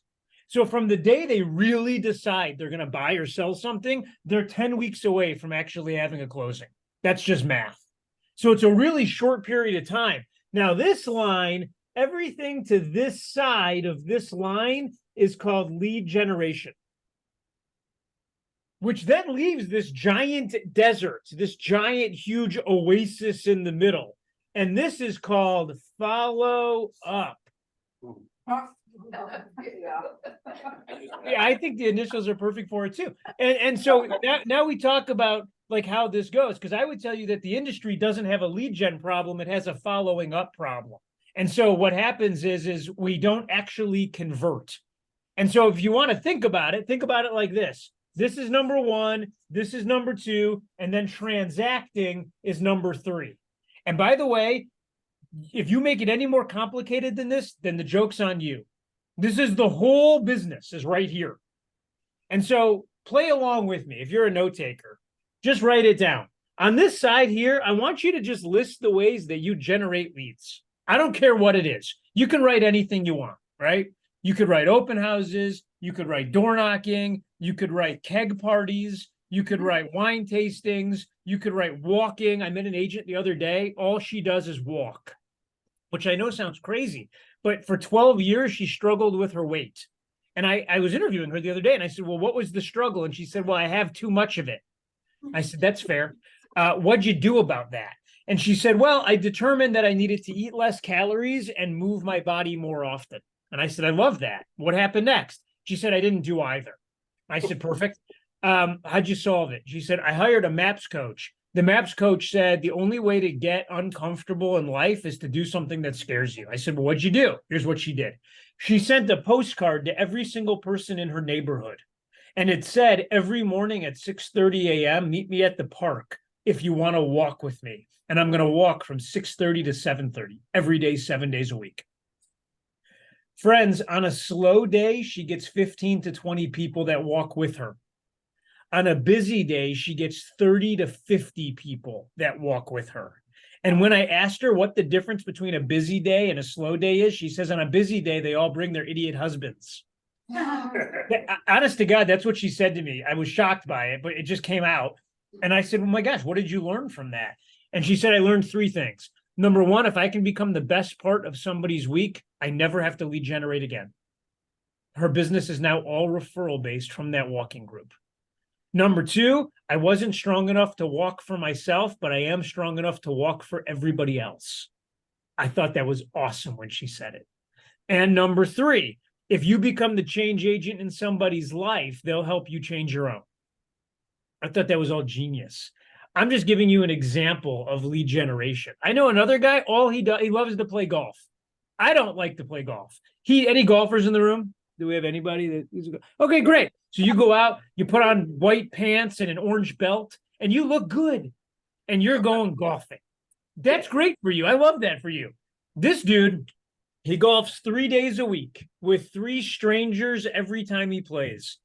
That means he's adding 12 new people to his database every single week. That's 440 over the course of the year. That's all this person does for lead gen. And that blows me away when you think about it like that. I know another guy, this dude loves having kegger house parties. That's all he'd want to do in his life is throw parties at his house. I don't let anyone come to my house. I don't like people that much. By the end of my workday, I've used up all my words. And so I don't want anyone in my home. This guy, all he wants to do is have people in his house. So what does he do? Once a quarter, he throws a giant house party on his front lawn. Half of the lawn gets set up for kids, bounce houses, professional babysitters, face painters, you name it. There's music. It's a wild place for kids. The other side of the lawn is white linen tablecloths on big tables and waiters, and that's where the parents sit. And he serves them all food. So the parents watch from their comfortable chairs, their children grow crazy in the other side of the yard. They spend 3 hours at the guy's house. It's so effective, by the way, that the HOA has asked him to stop doing it because no one comes to the HOA meetings anymore, which is why now he does it 2 times a quarter just to irritate them. He's a genius, this guy. That's how he lead generates. Marcy Soufrine, she's in Michigan. She's known as the Lakes Lady. And Marcy, I coached Marcy for years. I asked her, I said, Marcy, tell me your passions in life. And she said, day drinking and smoking cigarettes. And I said, I hear you. I get that. I don't know how I turned that into a real estate model, though. Amazingly enough, she did. She actually built a model on those 2 things, which I don't recommend because it's not healthy. But here's what she did. She wanted to become the #1 agent on the lakes in her area. So what did she do? She went out and she bought lighters. They're red lighters. They have white writing on it. One side of it is a bottle opener. The other side is the lighter part. And anytime someone has a beer on that lake, I promise you she's there. And anytime someone's smoking a cigarette, she's lighting it and having one with them. And she does that for the entire boat season. She parties 7 days a week. Friends, when the boating season ends, she's not just the #1 agent on the lakes. She's the #1 agent by like a million miles because everybody lists their home with her because everybody likes her. When people do business with people they like. I know a kid in Grand Rapids, Michigan. He does board game night. I don't like board games. I'm an adult, but he loves board games. That's what he wants to be doing with his time. Every Thursday night, he rents out a bar in downtown Grand Rapids. And from 5 o'clock to 7 o'clock, he sets up 8 high top tables with board games on them. And people stop in to have a drink and play a board game. That sounds like the 7th circle of hell to me, by the way. But he loves it. That's how he lead generates. I guess my point to you on this is there's 2 types of way to generate leads. You either wake up and force yourself to do activities you don't like, or you wake up and do things you love in a lead generating type way. And anybody who's waking up and saying, how do I get myself to do stuff I don't enjoy? I think that's stupid. I think it's a dumb question to ask. I think there's an actual place where they'll make you do things you don't enjoy all day long. It's called prison. That's not what this thing of ours is supposed to be, though. This is supposed to be fun. And so I would implore you to pick some lead gen that you actually like. For me, I'm really into the stock market and I'm really into the law. These are just, I know those are weird hobbies. That's what I like. So my entire lead generation model was about making relationships with lawyers and financial advisors. I thought I would be better off being in white collar referral relationships than going door to door and meeting sellers directly. And that worked for me. I built a giant business on it. I mean, the math on that one really works, right? The average divorce attorney in this country does 10 divorces a month. So that means that 10 people need to sell a house, plus each ex needs to buy or rent. So that's like 30 real estate deals a month per divorce attorney. So my goal was to get 20% of their yearly referrals, which is 72 transactions. And so I spent all my time building value for divorce attorneys. I guess what I'm telling you. By the way, Bridget Poppleton, do y'all know Bridget? All she wanted to do was make money from divorce attorneys too. So here's what she did. She wrote a class, and the class was designed for family law practitioners. It's a 1-hour course, and it teaches real estate as it relates to family law. She got it approved for CE credits in the state of California. And all she does to lead gen is goes in and out of divorce firms teaching lunch and learns. And friends, all she gets are referrals from people that are getting divorced. Now, some of you are saying, gosh, that's really morbid. That sounds a little dark. She doesn't look at it that way. She looks at it like the people who need to get divorced need her help more than anybody else. And that's what she does to make money. I know another person, you guys might know Haro. Haro is part of a mega church. So all Haro does is wake up every day and think about, how do I influence the people at this mega church to join my real estate community? I mean, Ken Pozak, Ken's on YouTube. All Ken does is make YouTube videos. Guy gets 7 million views on his YouTube videos. All he wants to do in life, by the way, is make YouTube videos. I would hate that job. I'm not on any social media. I think social media sucks. He loves it. So here's my point to you. It won't matter what else you learn in real estate if you don't fall in love with something that generates you leads. Meaning if you wake up and you just grin and bear it here, or you pick some stuff that you like don't hate, you just really dislike, or you fill it, a lot of people fill their time with stuff they don't enjoy, like counting their contacts. I'm just telling you this, if you guys make this awful, you will hate your real estate life, period. You want to know why 72% of people that get a real estate license leave the real estate industry? It's because they're not making any money. And you know why they're not making any money? Because they don't do the activities that lead to making money. And you know why they don't do them? Because they don't like them. Because people don't wake up and do stuff they don't like. And so if you get nothing else out of this discussion, can you write down something you actually want to be doing? What do you want to do?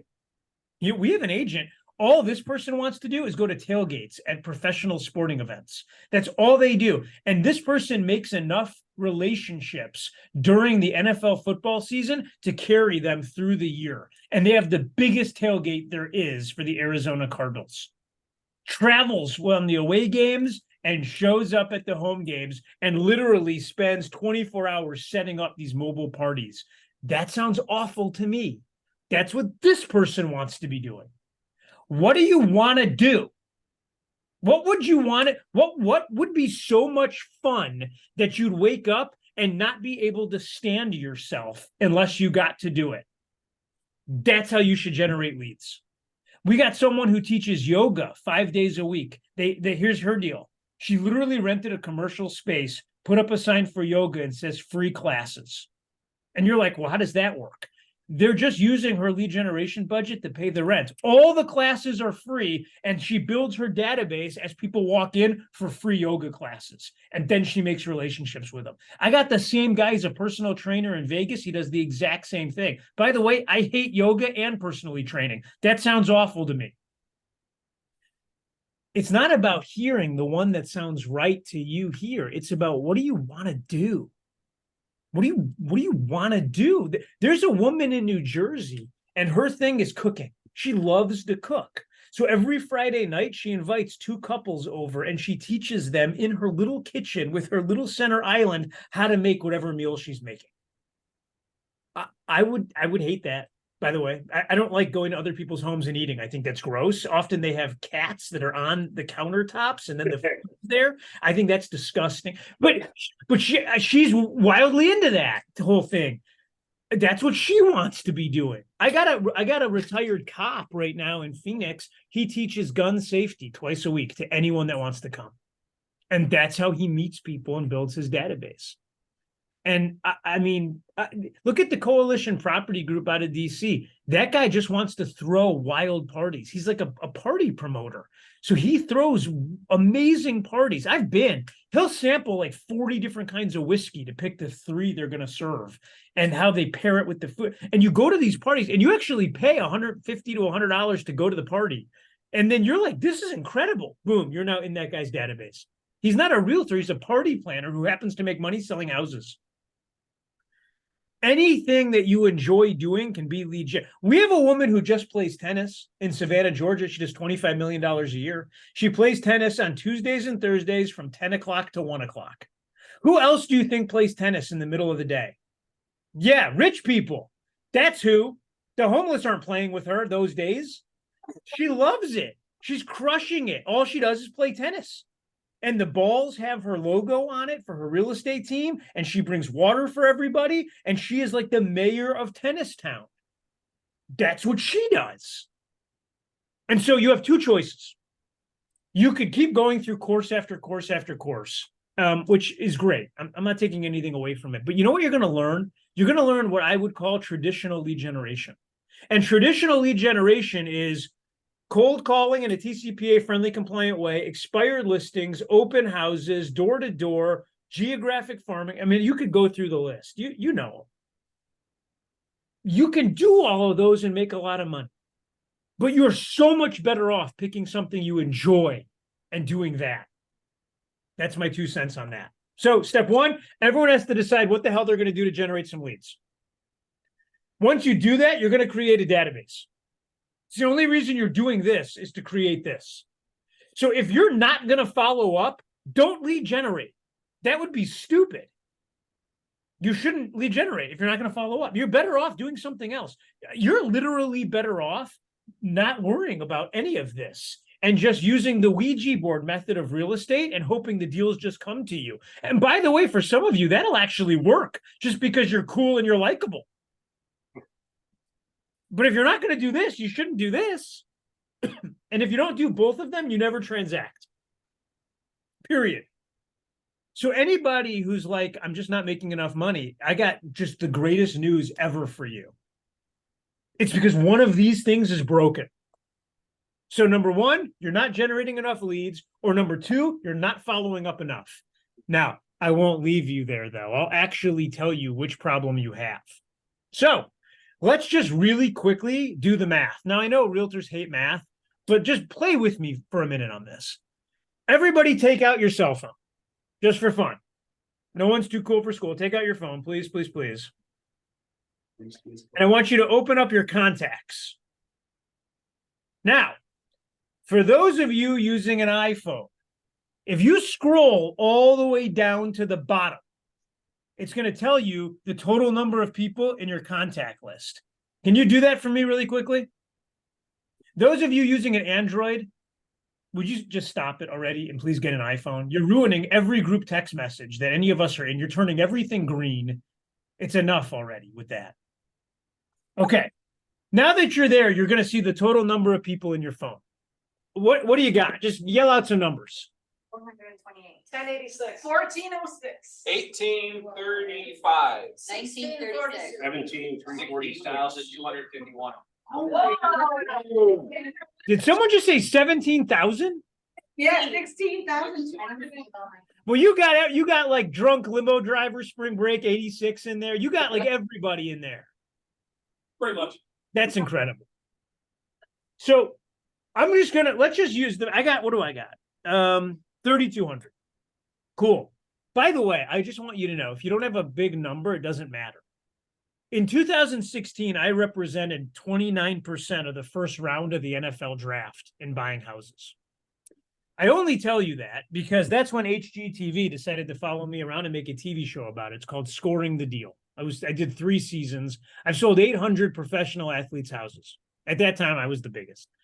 I only had 5 people in my database. It just happened that they were the most important 5 people in all of sports.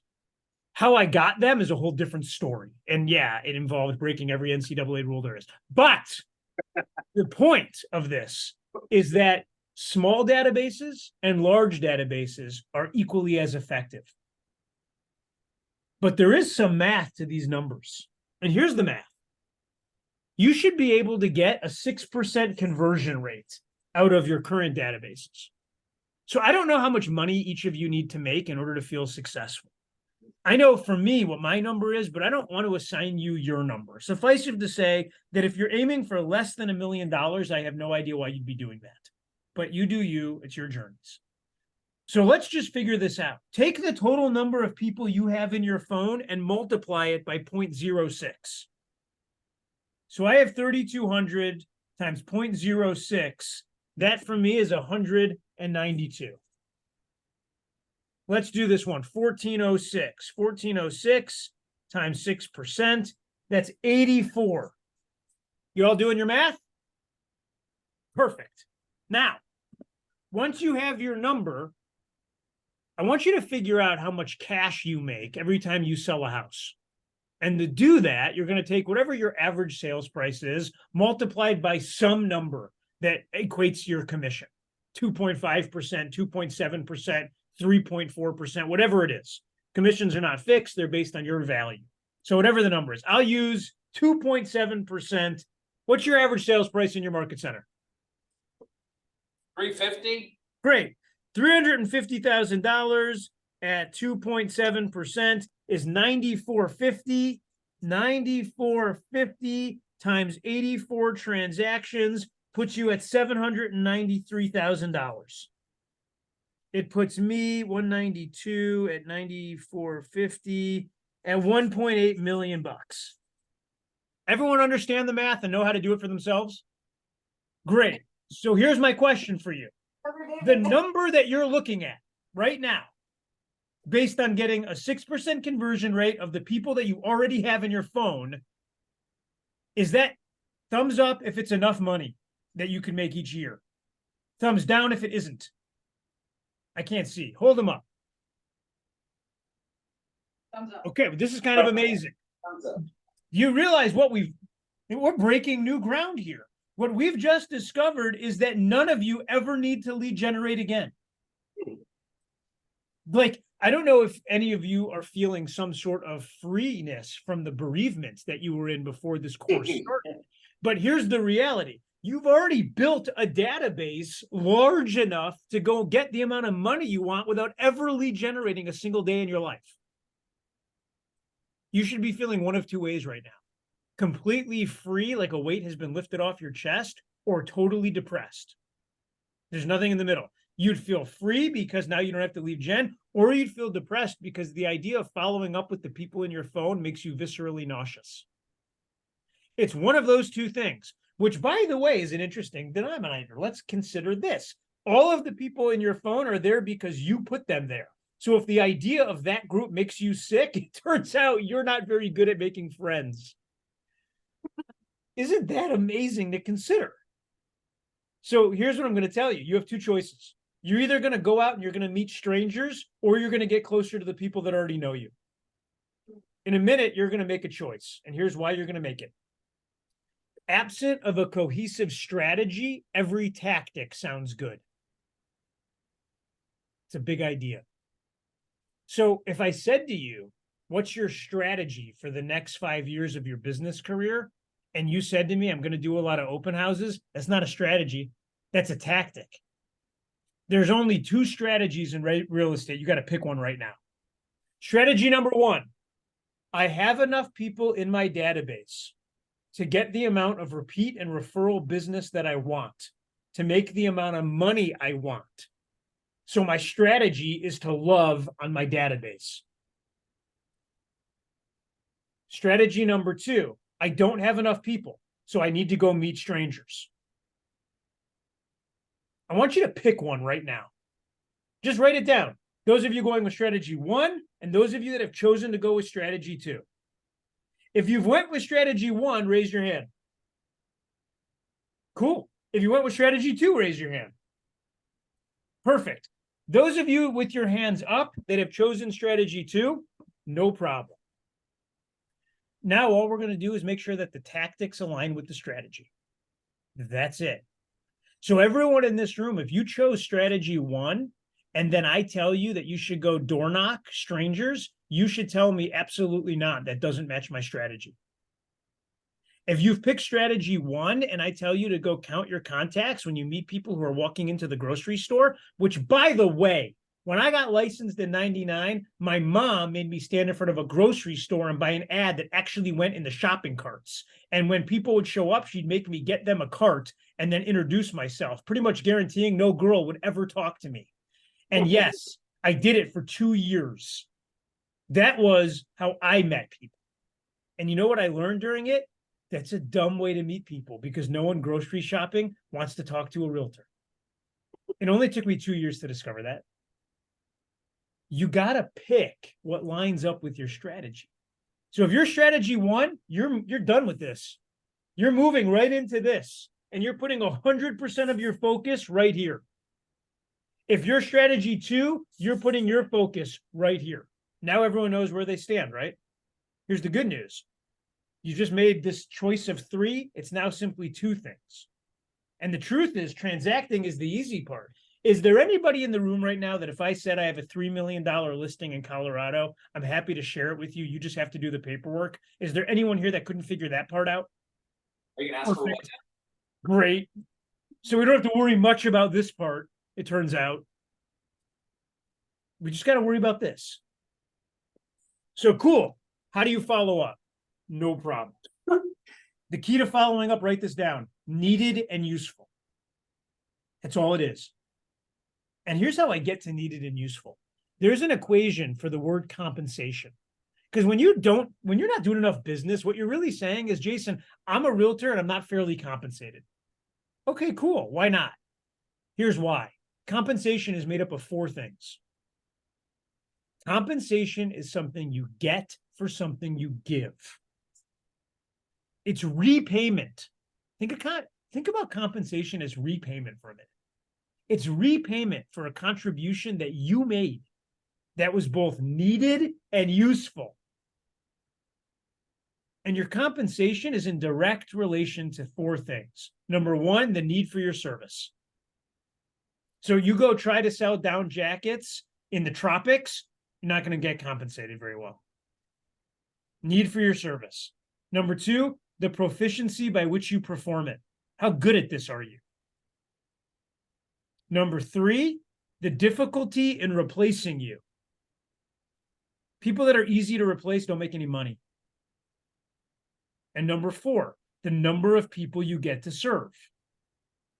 Those are the 4 things. So anytime in life that you look up or your kid, your adult children come to you and say, I'm not fairly compensated at my job, no problem. Let's go through the 4 things and you figure out which one you're screwed up on. Number 1, the need for your service. Number 2, your proficiency at doing it. Number 3, the difficulty in replacing you. And number 4, the number of people you serve. At any time in your life, if you're screwed up with money, it's one of those things. Always.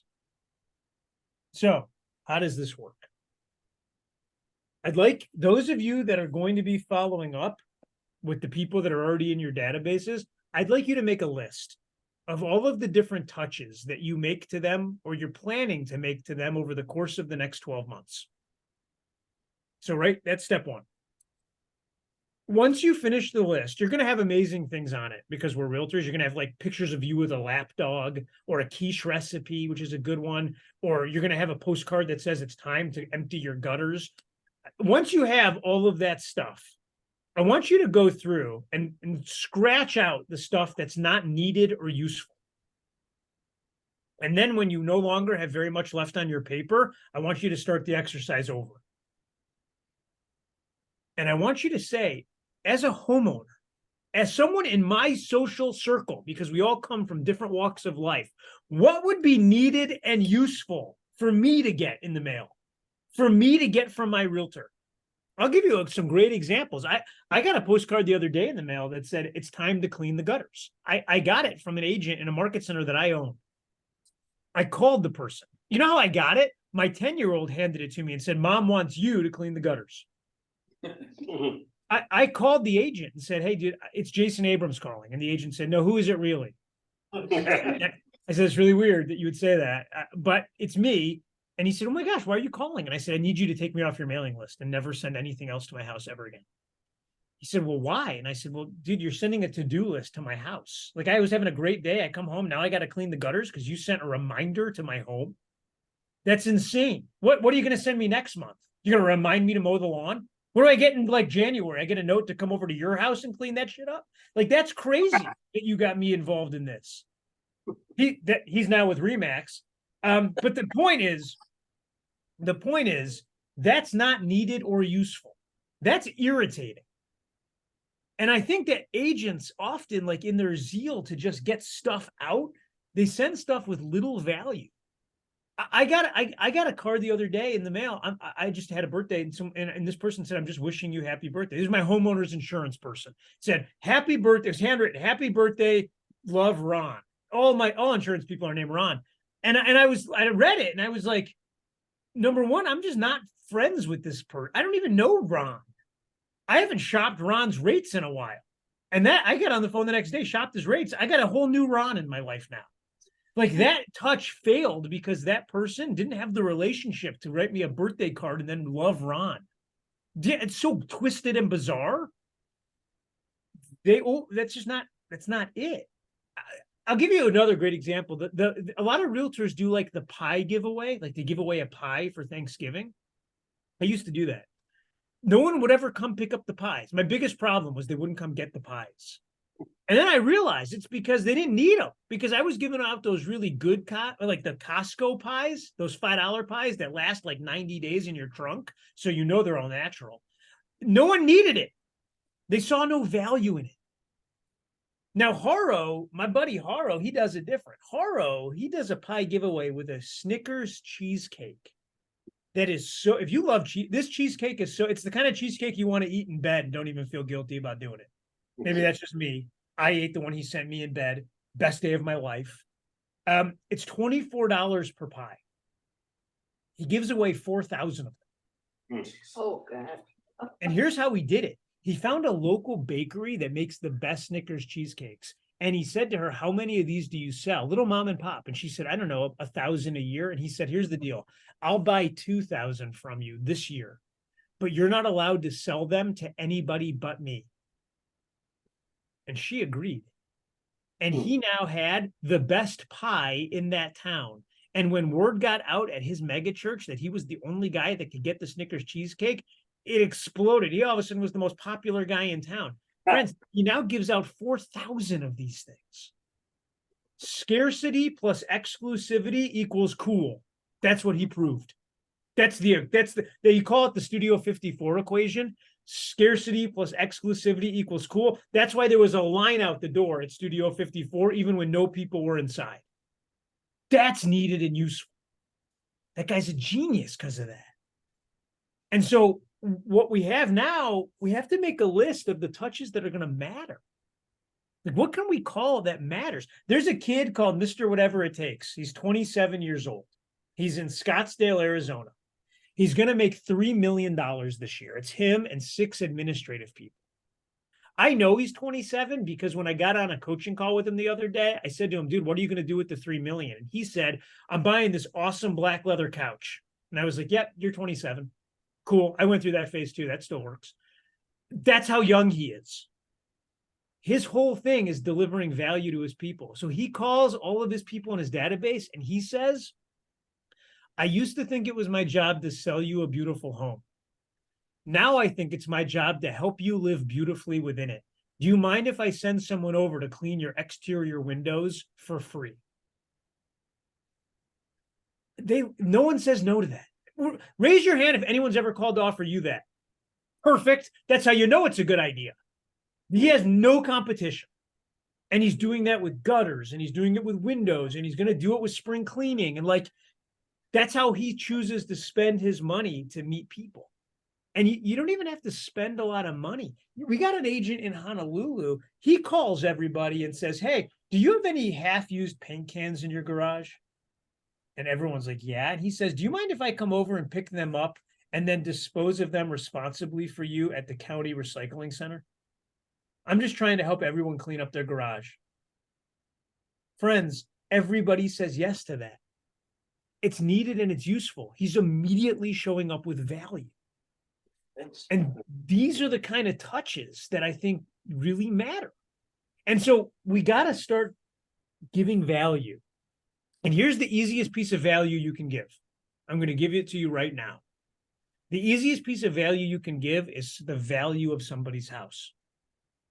And the way that this model works, it's called the baseline model. If any of you have ever had any heart problems, what you find out, I did. They thought I had a heart attack at 36. I didn't. It turned out I was just really excited. But that day that I went to the doctor was really weird because I got there and they said, we don't know whether you're having a heart issue because we have no baseline. Meaning when I was healthy, they never tested it. So they had no idea how unhealthy I was in that moment. That's why they thought I had a heart attack. The baseline conversation is the most powerful conversation you can have with a homeowner today. And here's how it goes. You call them and you say, hey, I'm calling all of my friends, family, just the people that are in my phone, which I know sounds weird. It's only because I care deeply about everyone in my phone and because I'm a real estate agent. And you're recording this, gang, so you don't have to try to write. You'll be able to go back and listen. Just internalize what I'm saying for a minute. Because I care about everyone in my phone because I'm a real estate agent. And right now, the market's kind of changing. And so there's a lot of confusion about what your homes are worth. And so I think everyone knows that it's worth more than it was 10 years ago, but no one knows exactly what it's worth. And the problem with that is if you don't know what your home is worth today, and then 3 months from now, you hear that the values have went down by 4% on the news, you have no idea what that actually means to you. And so I'm calling everyone I know, and I'm going to, if you want, work with you to establish a baseline value for what your home is worth today. That way, on October 25th, 2023, you and I can agree that your home is worth blank, and I'm going to do all the work. Then after that, I'll just stay in touch with you once a quarter, twice a year, and I'll just say, hey, in relation to the value that you and I agreed to way back on October 25th, 2023, your home has went up or down in value, and here's what I think it's worth today.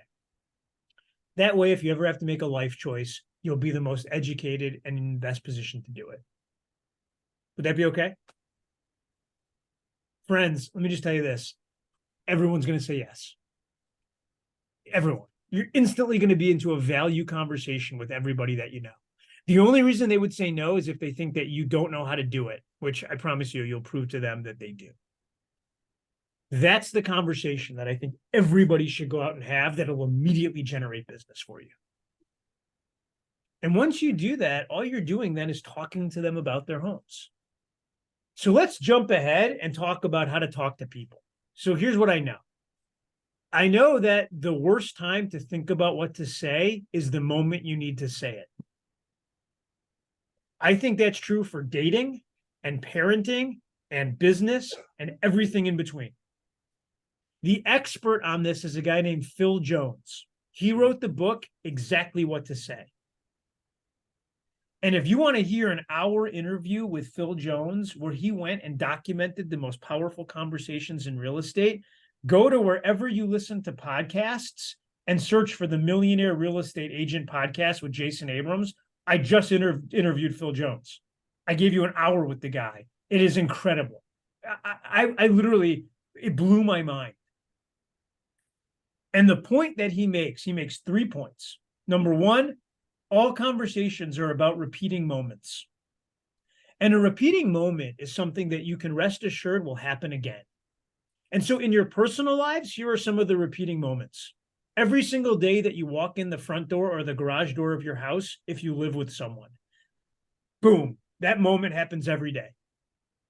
Studies show, by the way, that how you react and show up in the first 30 seconds when you get home literally covers your relationship with your significant other.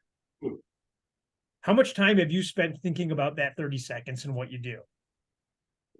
I'm not trying to make you feel badly. For me, it was zero.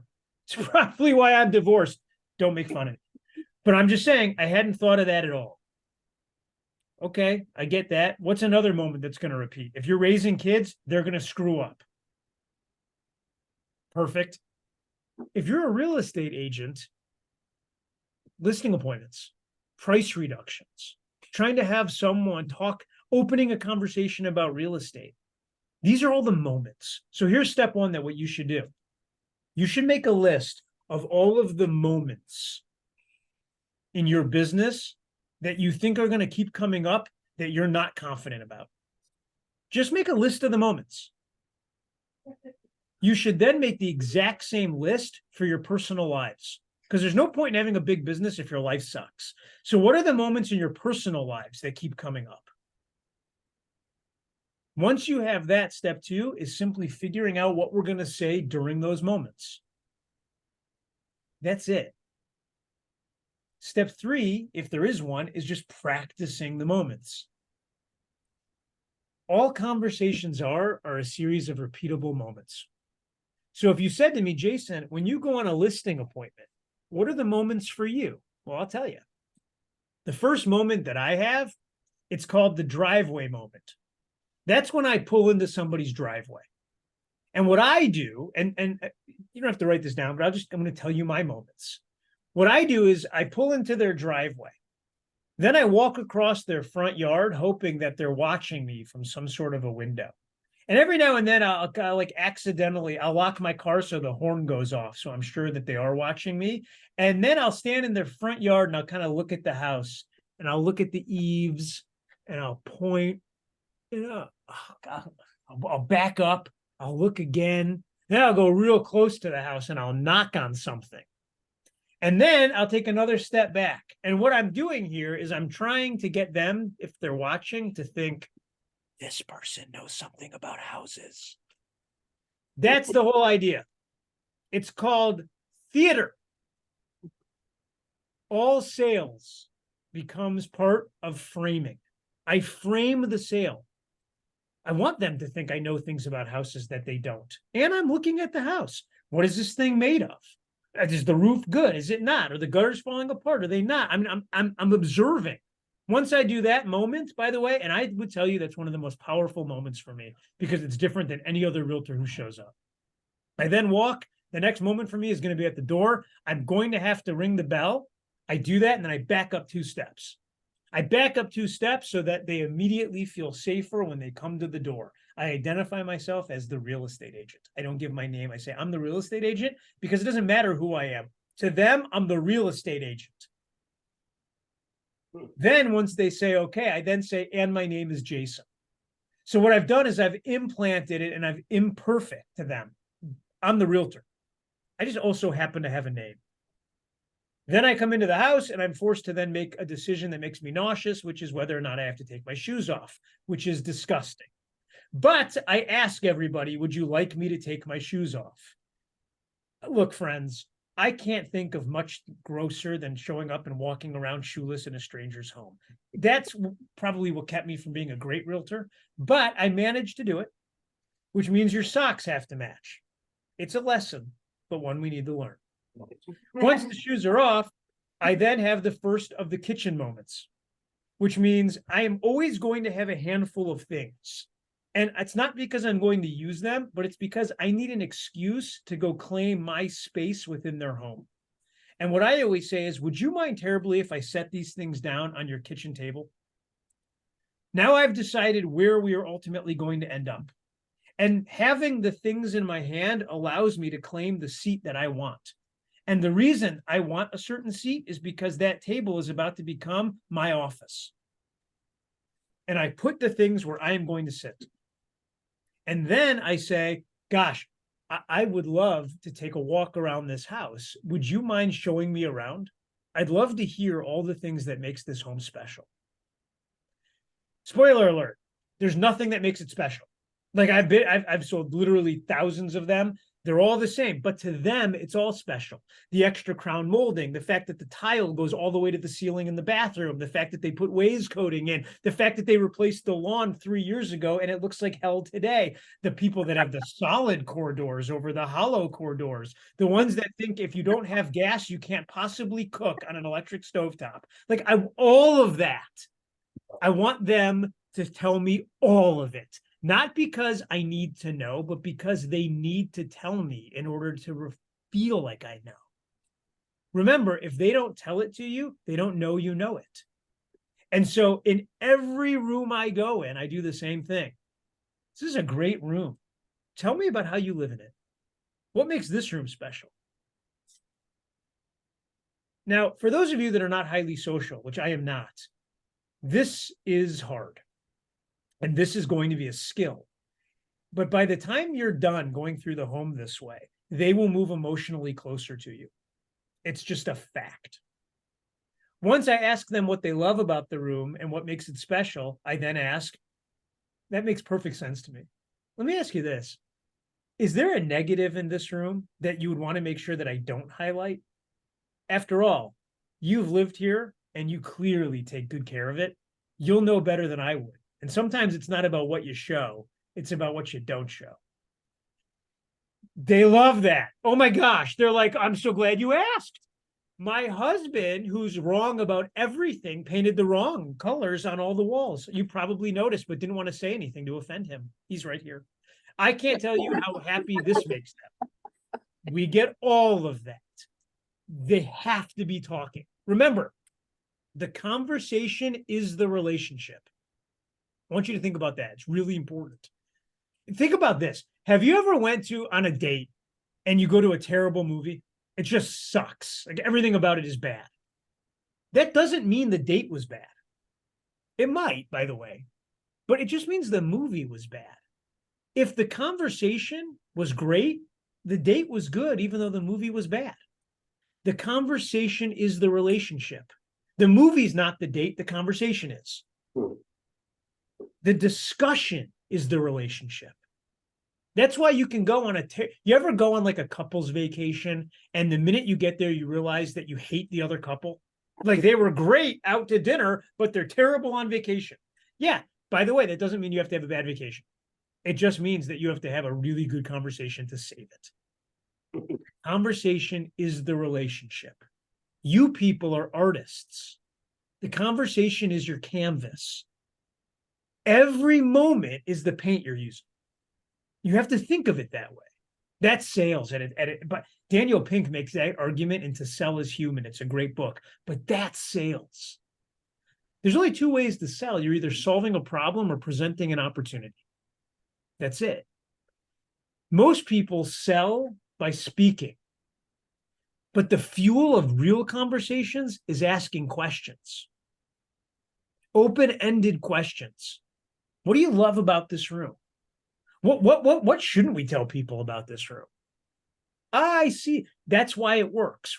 Tell me more about that. Well, how did you come to that decision? The reason they're open-ended is because they don't end in yes or no. I'm going to be very transparent with this room and tell you all a secret.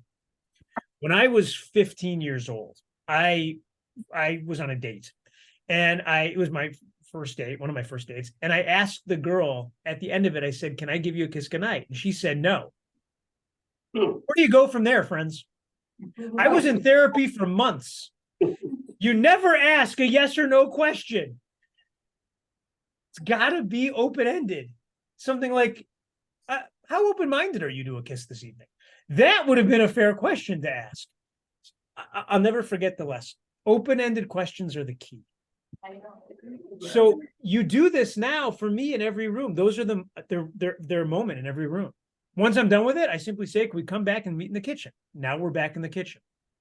And I say, "Great. This is such an amazing house. I totally see the pride of ownership. It seems like you all got it just the way that you want it. Why move now?" Boom. That's my next moment. The why moment. Why matters more. Nobody sells a house. They sell a house because. Nobody buys a house. They buy a house because. Because is the most powerful word in the English language when it comes to sales. If you don't know the because, you can't move anyone into action. Now I get my because, I find out why they're moving. And I say, that's so fantastic. So cool. Now we got to have a listing presentation. And here's the way that I think about it. And I won't bore you with my whole presentation, but now I have a series of moments. The moments that I got to talk about: pricing, marketing, commission, length of contract. Those are my moments. Those are the elephants in the room for every seller. I like to put the elephant in the room as opposed to pretending it doesn't exist. So I always say, friends, if I was selling my home, which I've done before, there's 4 things that matter most to me. How much am I going to get for it? What's the marketing plan? How long is it going to take to sell it? And how much am I going to pay to get it done? So if you wouldn't mind, can I give you the answers to those 4 questions? And then after that, you can ask me any other questions that you'd like. I am yet to meet a reasonable person, by the way, who doesn't like look relieved when I say that. And they say, yeah. And I say, perfect. Let's talk about price first. This right, and I bring out the sheets. I say, this one right here, that's the lowest price home to sell in your neighborhood. Now, this one right here, that's the highest price home to sell in your neighborhood. Do you think it's fair to say that your home is going to sell somewhere in the middle? By the way, break script, 99% of people say yes to that question. And I say, great. Here's the good news. I agree with you 100%. Let's get into how long it's going to take to sell it. Do you agree that if we sold it less than the least expensive home, it would sell really fast? Yes. Great. Then do you agree if we tried to sell it more than the most expensive home, it would take a long time? Yeah. Great. Then here's the good news. You're in complete control of how quickly it sells. So let's play the game. Lowest priced, highest price. You know your home better than I do. You also know what's going on in the neighborhood. Where do you think yours ranks? Just tell me when to stop. Stop. Perfect. Let's talk about what that number would be. Great conversation. Friends, I know this sounds a little crazy to you. That's exactly how I do it and how I've done it for 25 years. Because here's the reality. They have an idea of what the house is worth. They have an idea of where they'd like it to sell. And here's the truth. They're in complete control. They choose what to price it at. They choose how long it's going to take to sell it. They choose how much they're going to pay you to do it. You're not making any choices at all. Your only job is to provide perspective and help them make good choices. That's it. That is it. So, great. We're going to price it here. I love that. Here's the deal with how fast it's going to sell. In my experience, it's going to take, and you guys will put in your market numbers, 15 to 20 first showings to get 2 to 3 second or third showings. 2 to 3 second or third showings is going to show up with an offer. So here's the deal. If we don't get to 15 or 20 showings, we're probably not going to get an offer.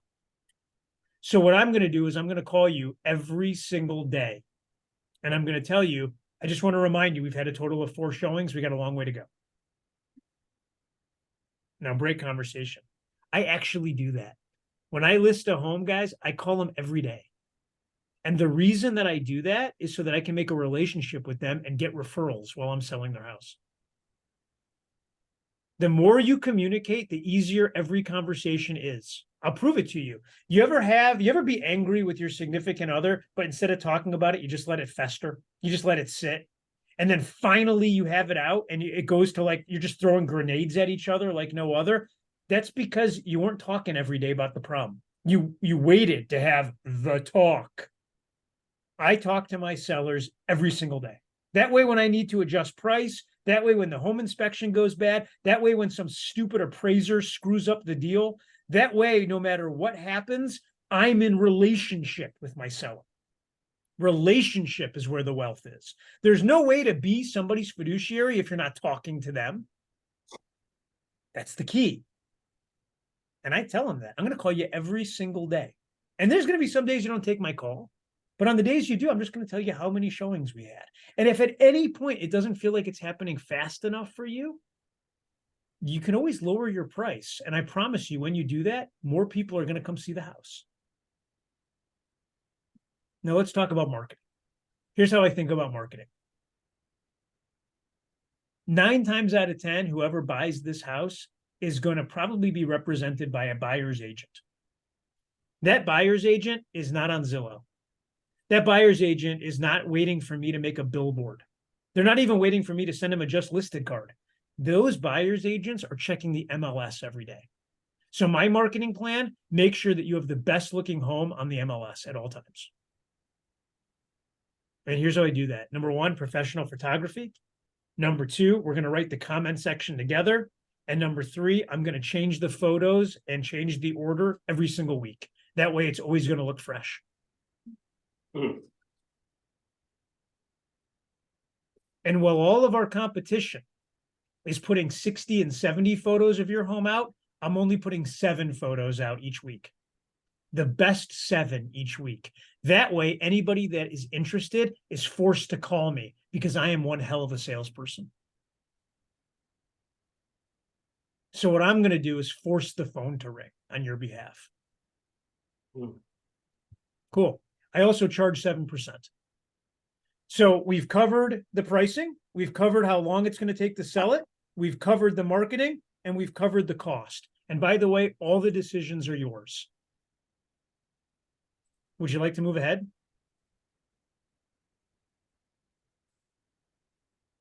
That's my entire listing presentation. And most people, in my experience, they're like, okay, sure, we'll move ahead. And then they start asking like the little questions, like, do you use a lockbox? Are we going to get a sign? Is there a sign? We love signs. But how about, would you do an open house? Because like, I love the smell of cookies. Would you come over and bake them with us? So they ask all those questions, but they're all asked now after we got done with everything that matters. And then it's just getting them to sign on the line that is dotted. That's how I do it, gang. So I've told you how I think about the industry. I've told you how I generate leads. I've told you what I think about follow-up. And I've told you how I think about every conversation I have, which is just a series of moments. And then I gave you my listing presentation. I'm hoping you got value out of the last hour. I haven't, you know, it's funny. I didn't know what we were doing today. I haven't actually taught listings in a long, long time. So I hope that came out okay. Any questions for me on any of that? Who's got questions for Jason? Phenomenal. That was awesome. Very good, Jason. Those were statements. It was awesome. It was phenomenal. Thank you, Jason. Cool. Any That questions? was great. I don't think so. No questions? No questions? You covered No. everything. You didn't leave us with any questions. Yeah. Okay, cool. So let's do, well, that's putting the elephant in the room. So let's do this. Why don't I give you my contact information? And if you're laying awake tonight and you come up with a question, I usually don't, I just want you to know your market center is really important. The fact that y'all are getting together to conspire to win and you're doing calls like this, it's really inspiring to me. And you have really great market center leadership. And I want to partner with y'all in any way I need to. So my email is jason@kw.com. And my cell phone number is 480-299-0805. And I'm really grateful. I know that y'all could pick any real estate company. I'm humbled that y'all chose Keller Williams. And thank you for doing it. Thank you, Jason. All right. Thank you, my friend. Great seeing you again. Thank you, Jason. See you guys. Awesome. Wow. Joe.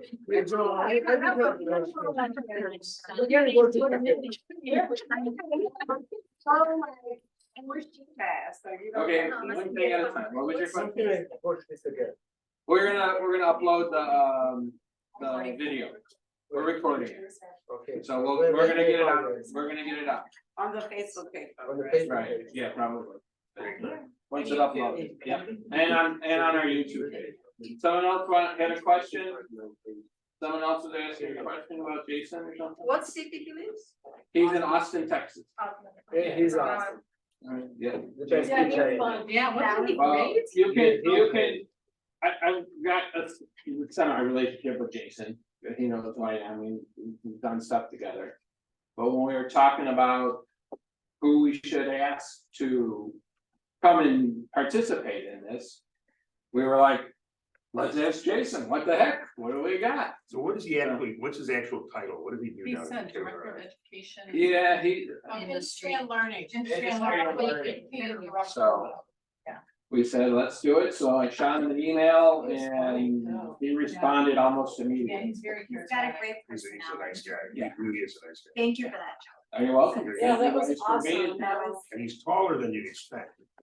Jason? He's not a short guy. Did you do the clinics last year? Yeah, last January, He did. Yeah. did road show or whatever. did, they- yeah. Was it Tech Road Show or I can't remember what they were. Thank you. That was 7. Can you invite him to the Facebook, cause I can find it on his. He's sore a little Sure, more. We'll make it. So thank you. So was that fun today, good? Thank you. So just do it. Okay, like you said. okay. I need to, What you I want to just, do, I what you started want to taking notes though, because I wanted to really focus on what he was saying. so- They're gonna upload the video. Yeah. Yeah, probably. I have like. Make sure everybody in here has. Years. Yeah. That's Grace, you enjoyed today? Yay for you, Jess, for being here the whole time and so early. Thanks, Jess. I do this every day. Time for a nap now, Jessa? That was awesome. Is it time for a nap now? They were asking Jess if it's time. Time for a nap for you Probably guys. tired now. Thanks, Joe. It's Oh. 2:30 in the morning. Yeah. All right, I'm gonna stop the recording. Thanks, Ray. Record.